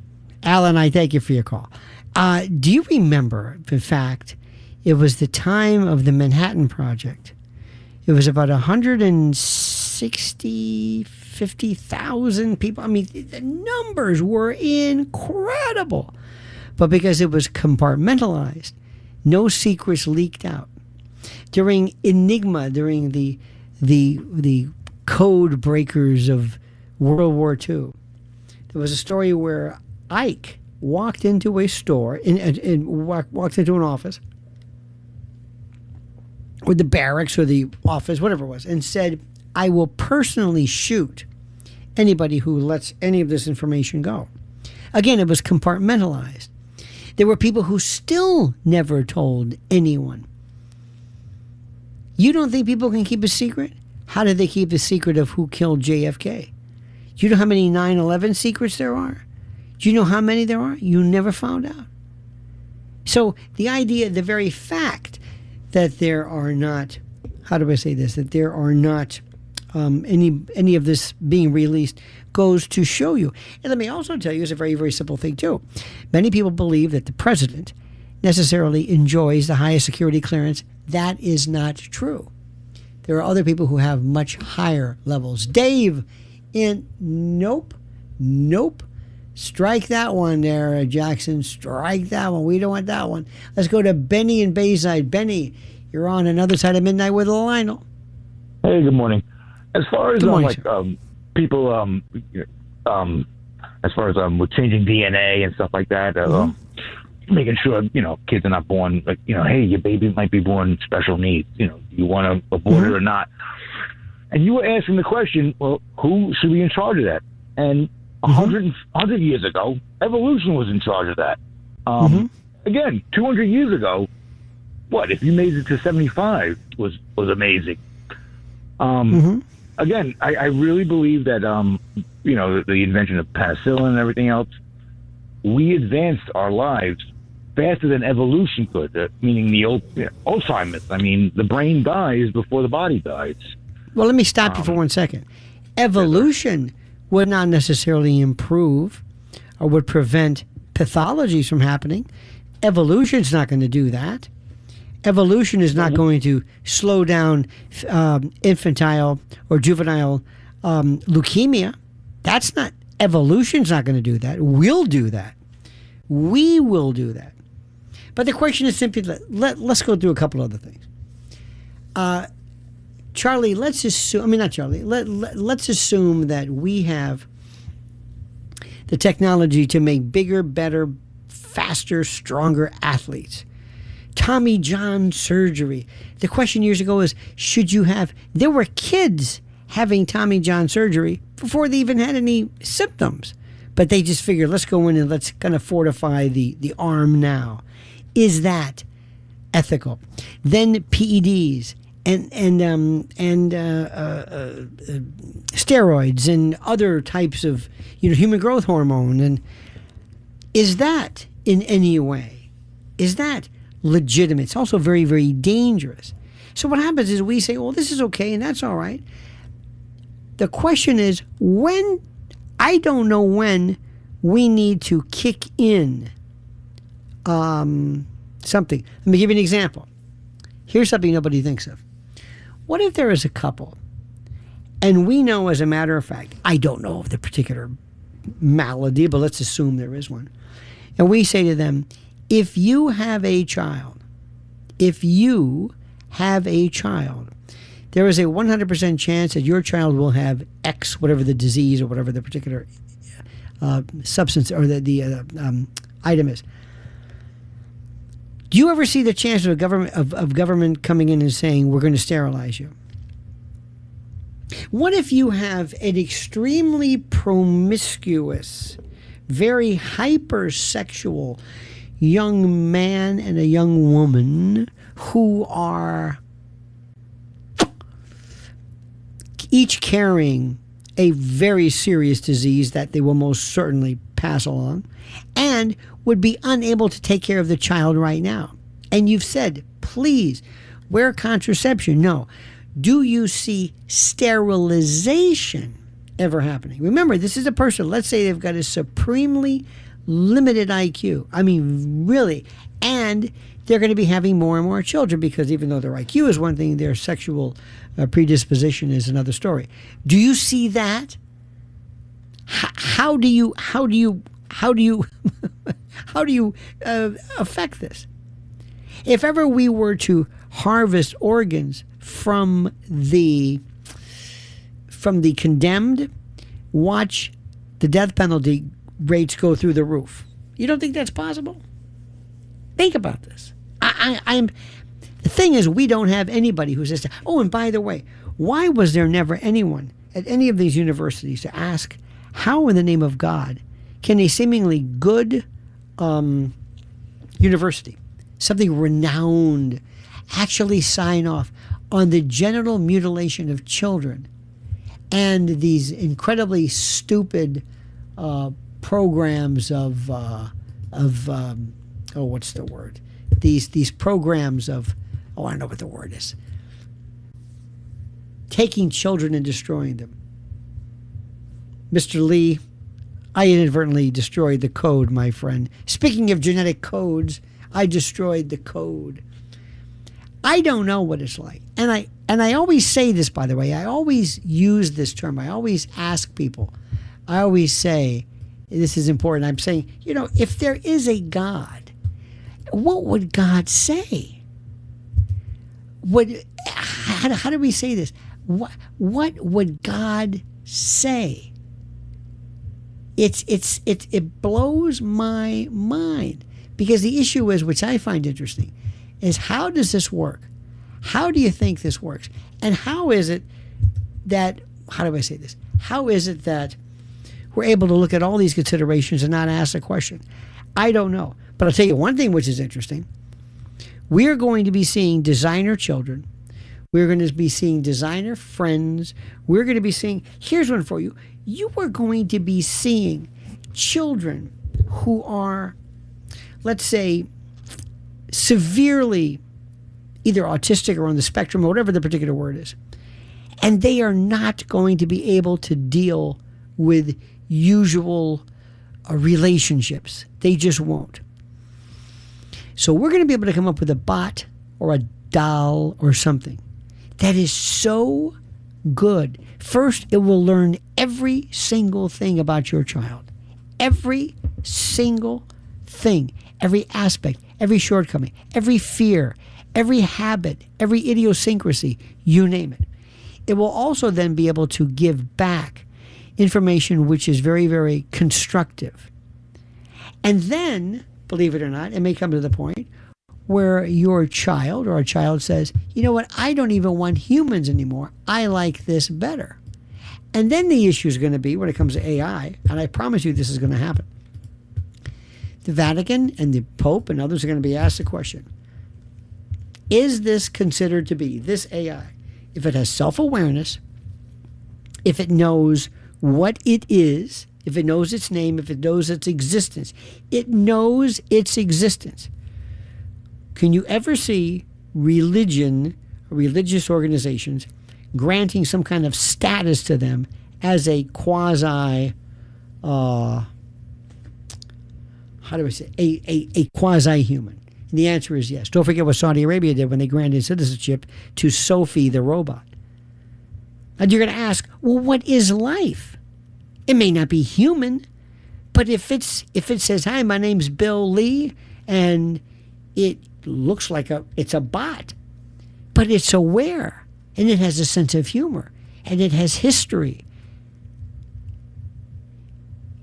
You are not going to believe, not the future, but the next couple of years. Remember, I'm telling you this. And it's important and critical that we start thinking about this now, because believe me, Sam Altman and Elon Musk are not worrying about the moral overtones of this. This is Lionel with you on Another Side of Midnight. Well, all right. Starchild, citizens of the universe. Already, Lionel with you. By the way, the music is just superb, Mr. Lee. It is eclectic. It is recherché.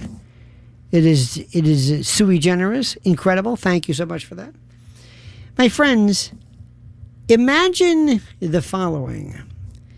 Imagine if Neanderthal were still around.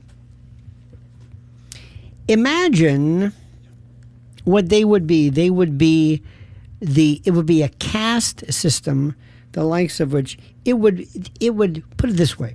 Whatever you think about racism or sexism or whatever it is, nothing would compare to how Neanderthals would be treated. And if they ever mated, which some believe they did, with Homo sapiens, oh my God. Now we're getting into really interesting.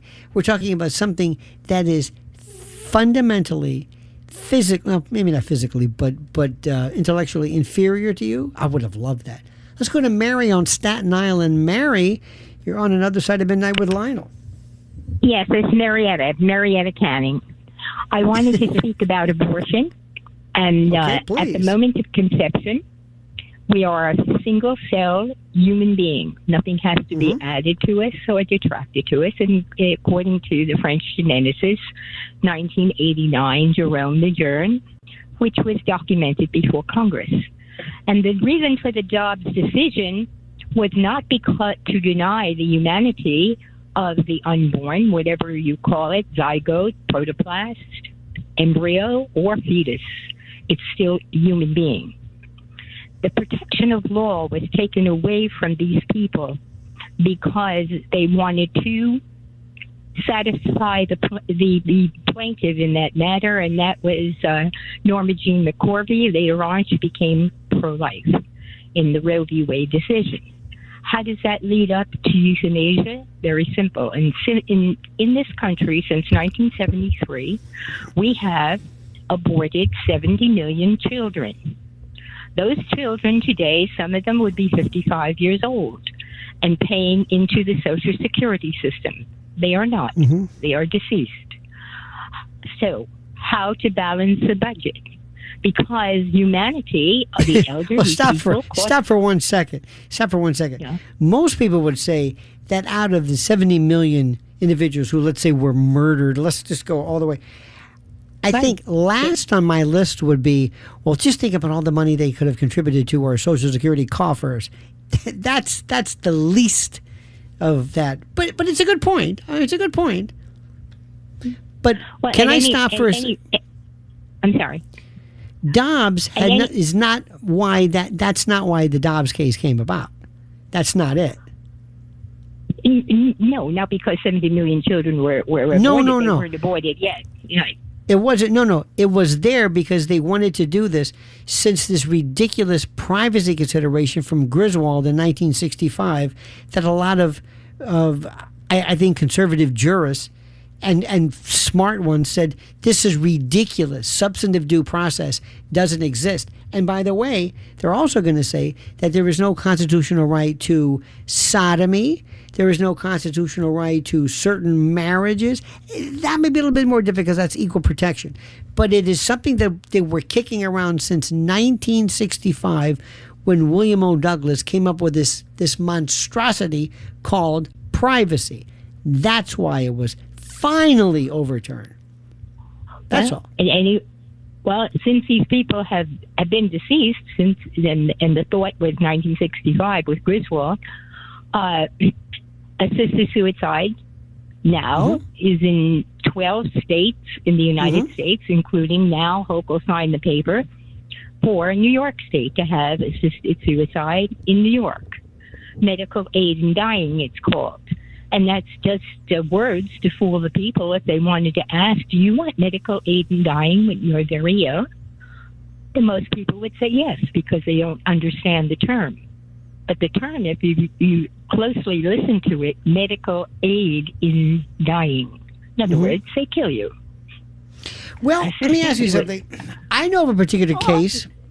I know of a particular case of a woman who had ALS. And towards the end of her life, it was absolutely, positively, 100% incurable and getting worse. She couldn't swallow. She lived in fear, in dread. And what she did was, pursuant to the particular state at the time, she took a kind of an approved, if you will, a cocktail, so to speak, and she peacefully lapsed into the next realm. I don't have any problem with that whatsoever. None. Well, now you should. You should. Oh, I don't at all. Now, that does not mean that with that portion, which I may agree with, the potential for, just abusing this, and to use things like depression, young people. Using these nitrogen machines now. Oh, absolutely. It's horrifying. It's ghoulish. Depression can be curtailed and can be cured. Oh no! But what I'm saying is curtailed, and there's no reason to commit suicide because you have depression. That can be alleviated. And the pain can be alleviated too. But depression is not lethal, unfortunately. But if somebody is dying from ALS. Oh, that's another story. Oh, no. Absolutely not. People die all the time from incurable disease. No, this is debilitating, horrible. You never cure the disease by killing the patient. But we don't want to cure the disease. We want to. This is compassion. And I will tell you right now, and I want everybody listening to me, family and friends, if you see me, I will put it in writing right now. If I get to that point, take me out. It is my life, and I have the ability to leave the movie when I want. Now, we can argue all day long about whether I do or not, but I'll be damned if I'm going to spend the last moments of my life coughing, not able to breathe, not able to swallow. No. That's me. But I thank you so much for your call. An excellent call. I appreciate it immensely. 800-848-9222. I don't care what anybody says. This is just little old me here. I absolutely believe that every human being, is in charge of their own life. 100%. Now, that doesn't mean it's almost axiomatic, because of course it is. Of course you are. And when people say suicide, it's horrible. Is it a mental illness? Not necessarily. People sometimes don't understand how horrible it is. However, put it this way: how sometimes the feeling of wanting to terminate your life. Somebody decided or described one time that in some cases the feeling that people have when they want to commit suicide is similar to you. Using a terrible analogy, I think I've told you this before. It's similar to you standing, let's say, on one of the towers on 9/11, and there's fire, and it's coming towards you, and you're standing there at the window, and you're waiting, and pretty soon it's just going to engulf you. So you jump to avoid the fire. It's not that you commit suicide. You commit one form of death to avoid another. It's a very, very difficult situation, and I don't want to impede or step on anybody's particular thoughts or religion. But as far as I'm concerned, oh, absolutely. Absolutely. There is no way that anybody's going to sit there and tell me that I have to just pretend that as I'm dying, and every doctor on the planet says, this guy's not going to make it. It's going to be horrible. What are we waiting for? What are we doing? We're just accelerating the inevitable. Let's go to Mary in Indiana. Mary, you're on the other side, another side of Midnight with Lionel. Hello, Lionel. I Hello, watched Mary. the play recently. And, hello? Yes. Can you hear me okay? I hear you just fine. Okay. And the name of the play is Your Name Means Dream. And it's about an AI taking care of an elderly lady that is a mother of a son who lived across the United States and didn't have time to take care of her.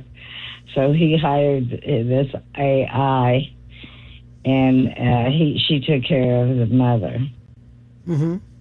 And they became, at first the mother was resentful, but then they bonded. Well, and the AI shorted out and almost died, but then she came back, and the mother about freaked out because they became real close friends. What do you think about that? But at the end, the mother died from a stroke, and so then the AI died. Okay, but what do you think about somebody who befriends, in essence, a machine? Well, she was thinking about doing that. I'm asking you what you think.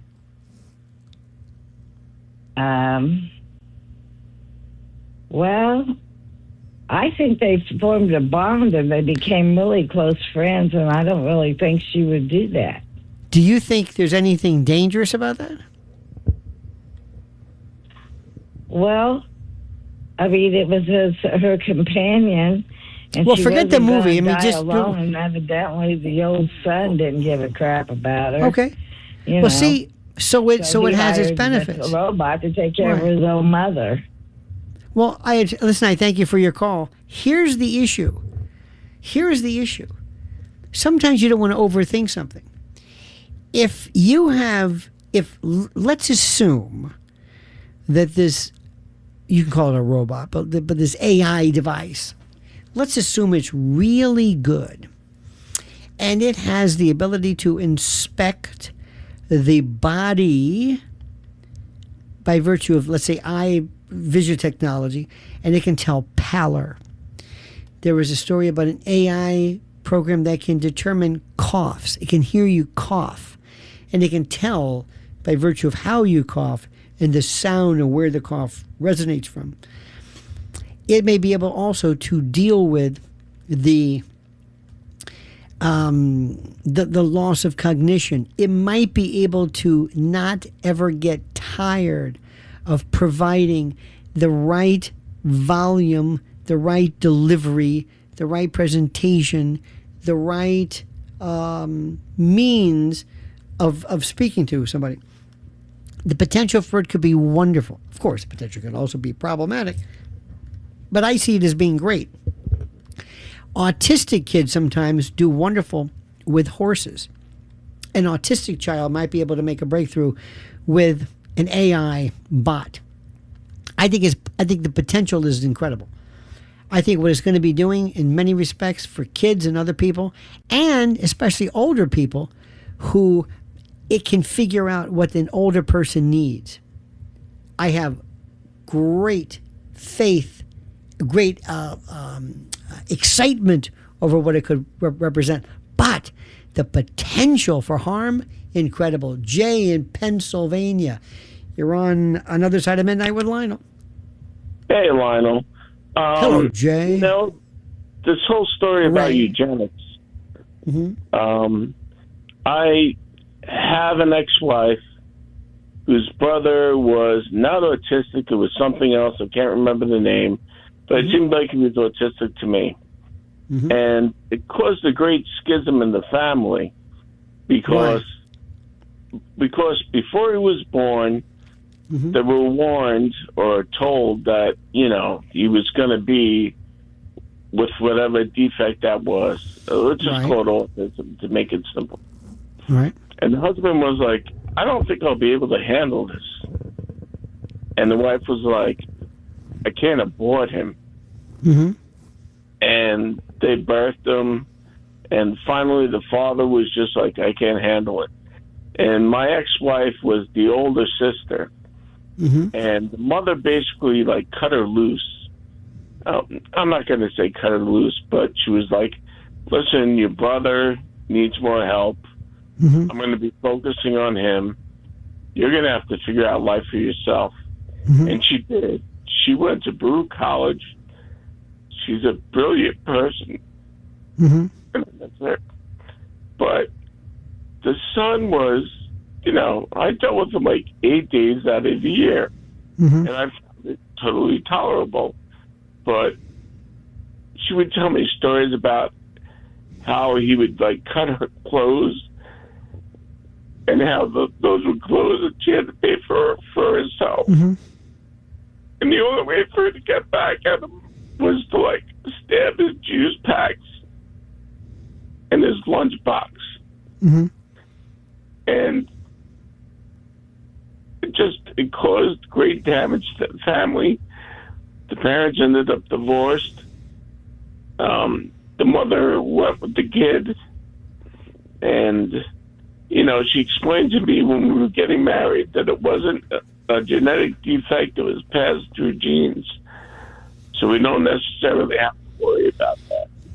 So I don't want to say what's the bottom line. This is obviously something that still affects you very deeply. But what are you saying? They should have aborted the child or not? What? I'm sorry. If somebody knows that they can't handle it, I cannot handle it emotionally, then give it up for adoption, one would say. No one's going to adopt a kid like that. No. That's not what you said. I'm saying you give it up for adoption and you hope somebody will be able to either adopt, or the point is you will be able to absent yourself of the problem, which you cannot be able to handle. You haven't aborted it. It's the best situation available. It's not perfect, but you've removed the problem from your life, and the child is still alive. Yeah, but you know what? If you give a kid like that up for adoption, it's not going to be adopted. So wait a minute. Now you're repeating yourself. So what you're saying is simply this. Are you saying, look, you're not going to get it. Nobody's going to want this kid. So the abortion's the way to go. What you're saying is they should have aborted this child, right? Isn't that what you're saying? I'm saying that if you know you're not strong enough to take on the challenge, let somebody else do it. No one else is going to do it, Lionel. But you're saying that to absolve yourself. There are people constantly. There are organizations that say, please, you put it this way. When children are given up for adoption, whether it's planned or not, or you can call it abandonment, there are facilities. It's not perfect. It's not easy. What I'm saying is this. What you're saying is, and tell me if I'm wrong, what you're saying is they really should have aborted the child. This was a problem. This was a mistake for them not to do it. And I'm not giving you a hard time. I'm just telling you that's what you're saying. And to prove the point, when I say, well, what about adopting the child, you say, oh, no, there's no adoption.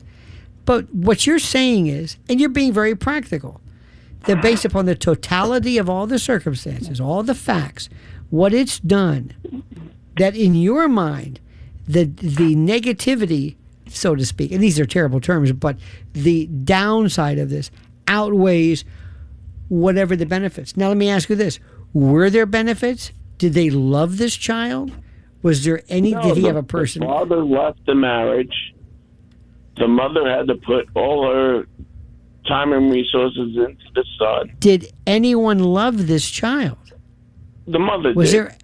there any worth to this child? Is what I'm saying as a human. You know what? Like, I always liked him, but I only had to spend like 8 days a year with him. Listen, I thank you so much, my friend. I appreciate your calling.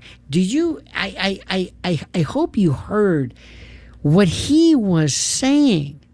I gave him a number of times to say, you know what? Sure, if somebody can adopt the child, fine. It's not up for me to decide. He didn't want that child, which is fine, by the way. He's being honest. Listen, I think sometimes the hardest thing in the world is for people to be honest.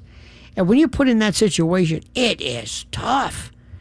I mean, it is tough for you to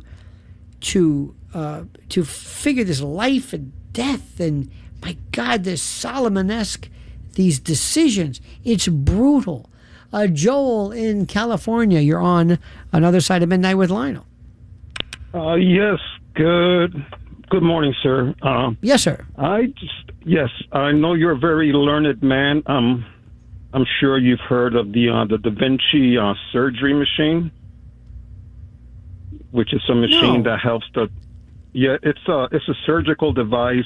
It has like 5 hands, and pretty much the doctor sits behind a console, and he uses hand movements to conduct minimally invasive surgeries. This machine was developed. This is the robotic assisted. Yes, sir. Okay. Yes, sir. My question is, and I know it sounds kind of silly. Imagine when they apply AI to that thing, where the doctor decides to make a certain incision, and the machine says, "No, I'm going to do it this way." Because right now, what I've heard is they're talking about applying AI to that machine. Oh, they have to. Yeah. So I was just curious, whether the machine's going to decide you're not viable or not, or the doctor says, well, maybe we have a chance of saving this person, and the machine says, well, no. I don't know. It sounds kind of silly. I'm sorry. No, wait. You bring up a very good point. The question is this.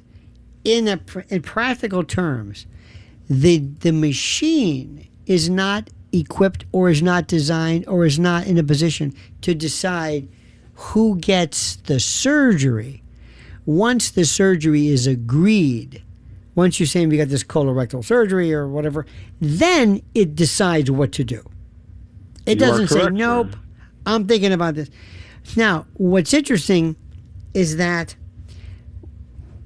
AI could work the opposite. For example, not so much the surgery, but let's talk about the doctor or the decision. Let's say you've got a case, stage 4 cancer, stage 4 breast cancer, and this time the patient is a 93-year-old woman who has had cancer before and cancer surgery, and she's frail, and she's not ready to go, but she doesn't want to go through radiation and chemo, and she's 93 and she's had it before, and it's a different and she says, all in all, I'm going to just maybe do palliative care, but I don't want to go through surgery. Now, let's assume that the machine, so to speak, says, I don't know what you're talking about. Why? Because the machine doesn't know judgment, compassion, relative minority, situational ethics. Not every case is the same. That is a valid point, sir. What if somebody were to say, for example, there is a surgery coming up, and this surgery, let's say, might affect a concert violinist and his ability to play, and the machine. When I say the machine, the AI says, it doesn't matter. This is life or death. This is stage 4. And the human says, but quality of life is a different story.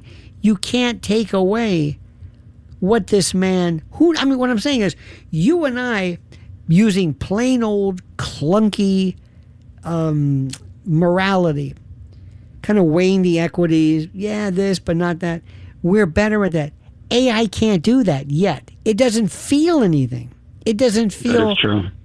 This is my favorite. This is my favorite. In law, there is something called the jury nullification procedure, which means that you as a juror can say, you know what? This case, this woman who came home one night, she had been beaten for years by her husband. She stuck with this son of a gun all his life, their married life, because of their children. She had limited resources. She needed the insurance for the kids. And then one night, she's home by herself. He's asleep. And she snaps. And she takes a gun and kills him. Right to the head. Mm-hmm. Now, there is no defense. None. None. It's not self-defense. It's not maybe insanity, but let's make it easy. I, as a juror, would say, I'm going to nullify that verdict. This son of a gun deserved it. I'm sorry. Forgive me, God. Forgive me. Let me sign that verdict right now. Not guilty. That's called nullification. It's what happens all the time. Mm-hmm. Now, an AI juror would say, but there's no excuse. There's no exception. What do you mean he had it coming? Excuse me. I don't understand what had it coming means. I weighed the facts of the case. There is clearly enough. They proved the case beyond a reasonable doubt. There's no defense interposed. She didn't come up with any reason why she did this. No. You see, that's where AI can't help you. It doesn't know what to do. Imagine an AI maybe one day doing hostage negotiation. It may be able to do some things where it can understand behavior, probably better maybe than you, but it can't make decisions based on judgment. By the way, last piece, how old are you, Joel? I'm going to turn, yes, sir, I'm about to turn 60 here in 12 days. Okay. Let me tell you something. Happy birthday. Here's what's interesting. Thank you, sir. A while back, there was a study that I thought was interesting. They looked at what young people are good at. And young people were really good in terms of speed, kind of like whack-a-mole type of dexterity where they have to do something very, very quickly. They're really good at that. Better than us old. I'll be 68 in August. So I'm a codger. I'm a coot. I'm wizened, hobbled by decrepitude. I'm a dotard. So anyway, so make a long story short, I thought, okay, but let me tell you where we did better. If you give older people two pictures and you say, which one's different? How are they different? We immediately said, well, the vase is missing, or the vase. The picture's over here. Remember Highlights magazine, when you go to a doctor, they had these stupid Highlights magazine? And Yes, okay, sir, in the back, they had the two pictures. Which one was different? And what happens is, what do you call being able to discern between two different situations? It's called judgment. This case will give you this result, but this case will give you this. Young people don't see that. So what I'm saying is, is AI going to err on the side of the older folks who understand differences, but being able to rule, to interpolate, extrapolate, to infer? Or is it just going to answer the question? Joel, I thank you for your call. That's the part that I think is the most interesting. And I think AI ultimately is going to change the world. However, with that ability to change the world is the ability to destroy it. Like any good invention, whether it's, atomic energy, came the potential to blow the world up. I'm sure that somebody said, hey, I just came up with this idea. I took metal, I forged it, I sharpened the edge, I call it a knife. We can use it to hunt, to skin, to cook, to prepare food. Look, would you like to see it? And I'm sure the person was stabbed immediately thereafter by the machine or the instrument he was so proud of. That's life. Ask Alfred Nobel about dynamite. That's life. But the question is, because we're humans, we must consider the equities involved in this, weigh the morality. This is Lionel with you on Another Side of Midnight.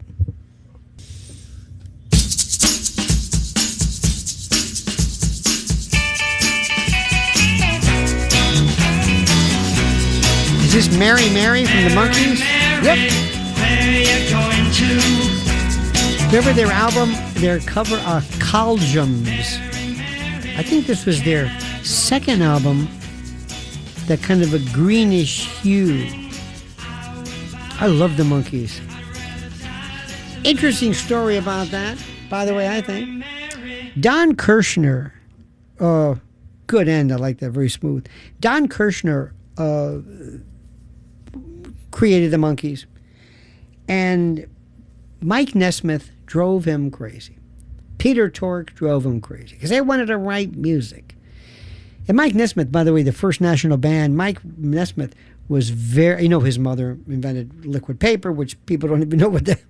Try explaining liquid paper to some Gen Zer. In any event, so he was a pain in the neck, and Don Kirshner said, would you shut up? I don't want you to write songs. Just stand there and pretend you're... I've got the Wrecking Crew to do the music. Same thing with the Peter Tork, who was in the Village. He was a real, jug band, bluegrass. Anyway, so he said, all right, fine. So Don Kirshner said, you know what? I'm going to leave you people, and I'm going to come up with my own thing. And he came up with the Archies. And the Archies never played. Yeah, there was Andy Kim and somebody other, but they never wanted to be seen. They never complained. He didn't want this human intervention of things. He didn't care for that. By the way, I got to tell you the story. I love when younger folks, sometimes, from people in our generation, will tell them things that they particularly didn't know about. And one of them was somebody said, hey, I'm going to CC you. I said, oh, you're going to CC? I said, interesting. I said, do you know what CC means? And this younger person said, to me, they're all Gen Z. I have no idea if it's technically Gen Z. Anyway, she said, yeah, that's when I send you a copy. I said, no. You know what CC stands for? He said, it's carbon copy. And the look was like, what the hell is a carbon copy? Well, before we would have a piece of carbon paper that we would slide between two pieces of paper, and that the first one would pass through as it was hit with the element of the typewriter. It would hit this kind of like this, and I explained the whole process. I go, oh, okay. And they're looking at me like, who is this dinosaur? I said, well, it's very interesting.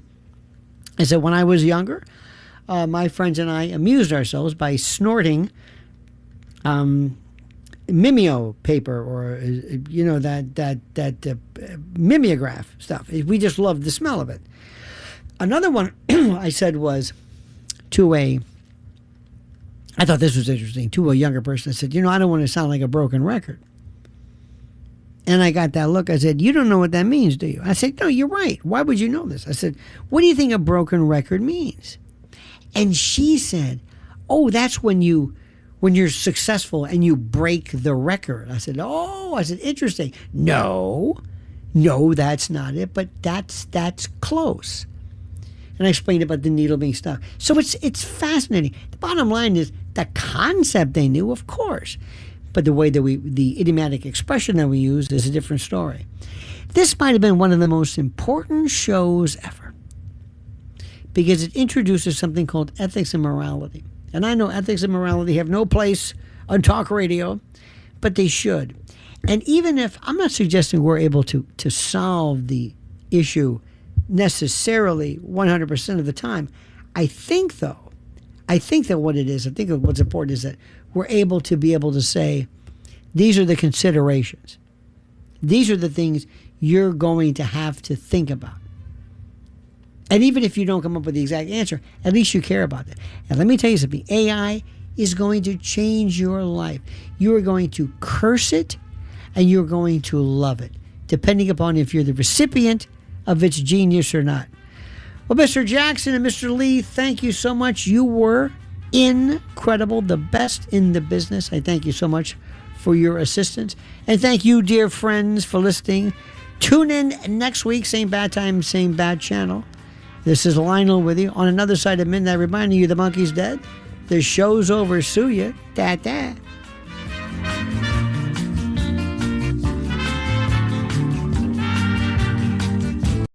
On the biggest stage in the world, FanDuel is changing the game because sometimes your player gets subbed off and your bet goes with them. Not anymore. With FanDuel Super Sub, if your player's subbed out, your bet stays in. That's right. If your player leaves the match, your bet continues on with the substitute. So you're still in it until the final whistle. Visit FanDuel.com. Get started now. Let there be goals this summer on FanDuel. 21 plus select states for Kansas in affiliation with Kansas Star Casino. 18 plus DCKYWY. Gambling problem? Call 1-800-GAMBLER. 1-800-MY-RESET. 888-789-7777. Visit ccpg.org/chat. Connecticut. Visit mdgamblinghelp.org. Maryland. Visit gamblinghelplinema.org. Call 800-327-5050. Massachusetts. Call 877-8-HOPE-NY. Text HOPE-NY in New York. Call 877-770-7867. Louisiana. Visit FanDuel.com. Get started now. Let there be goals this summer on FanDuel.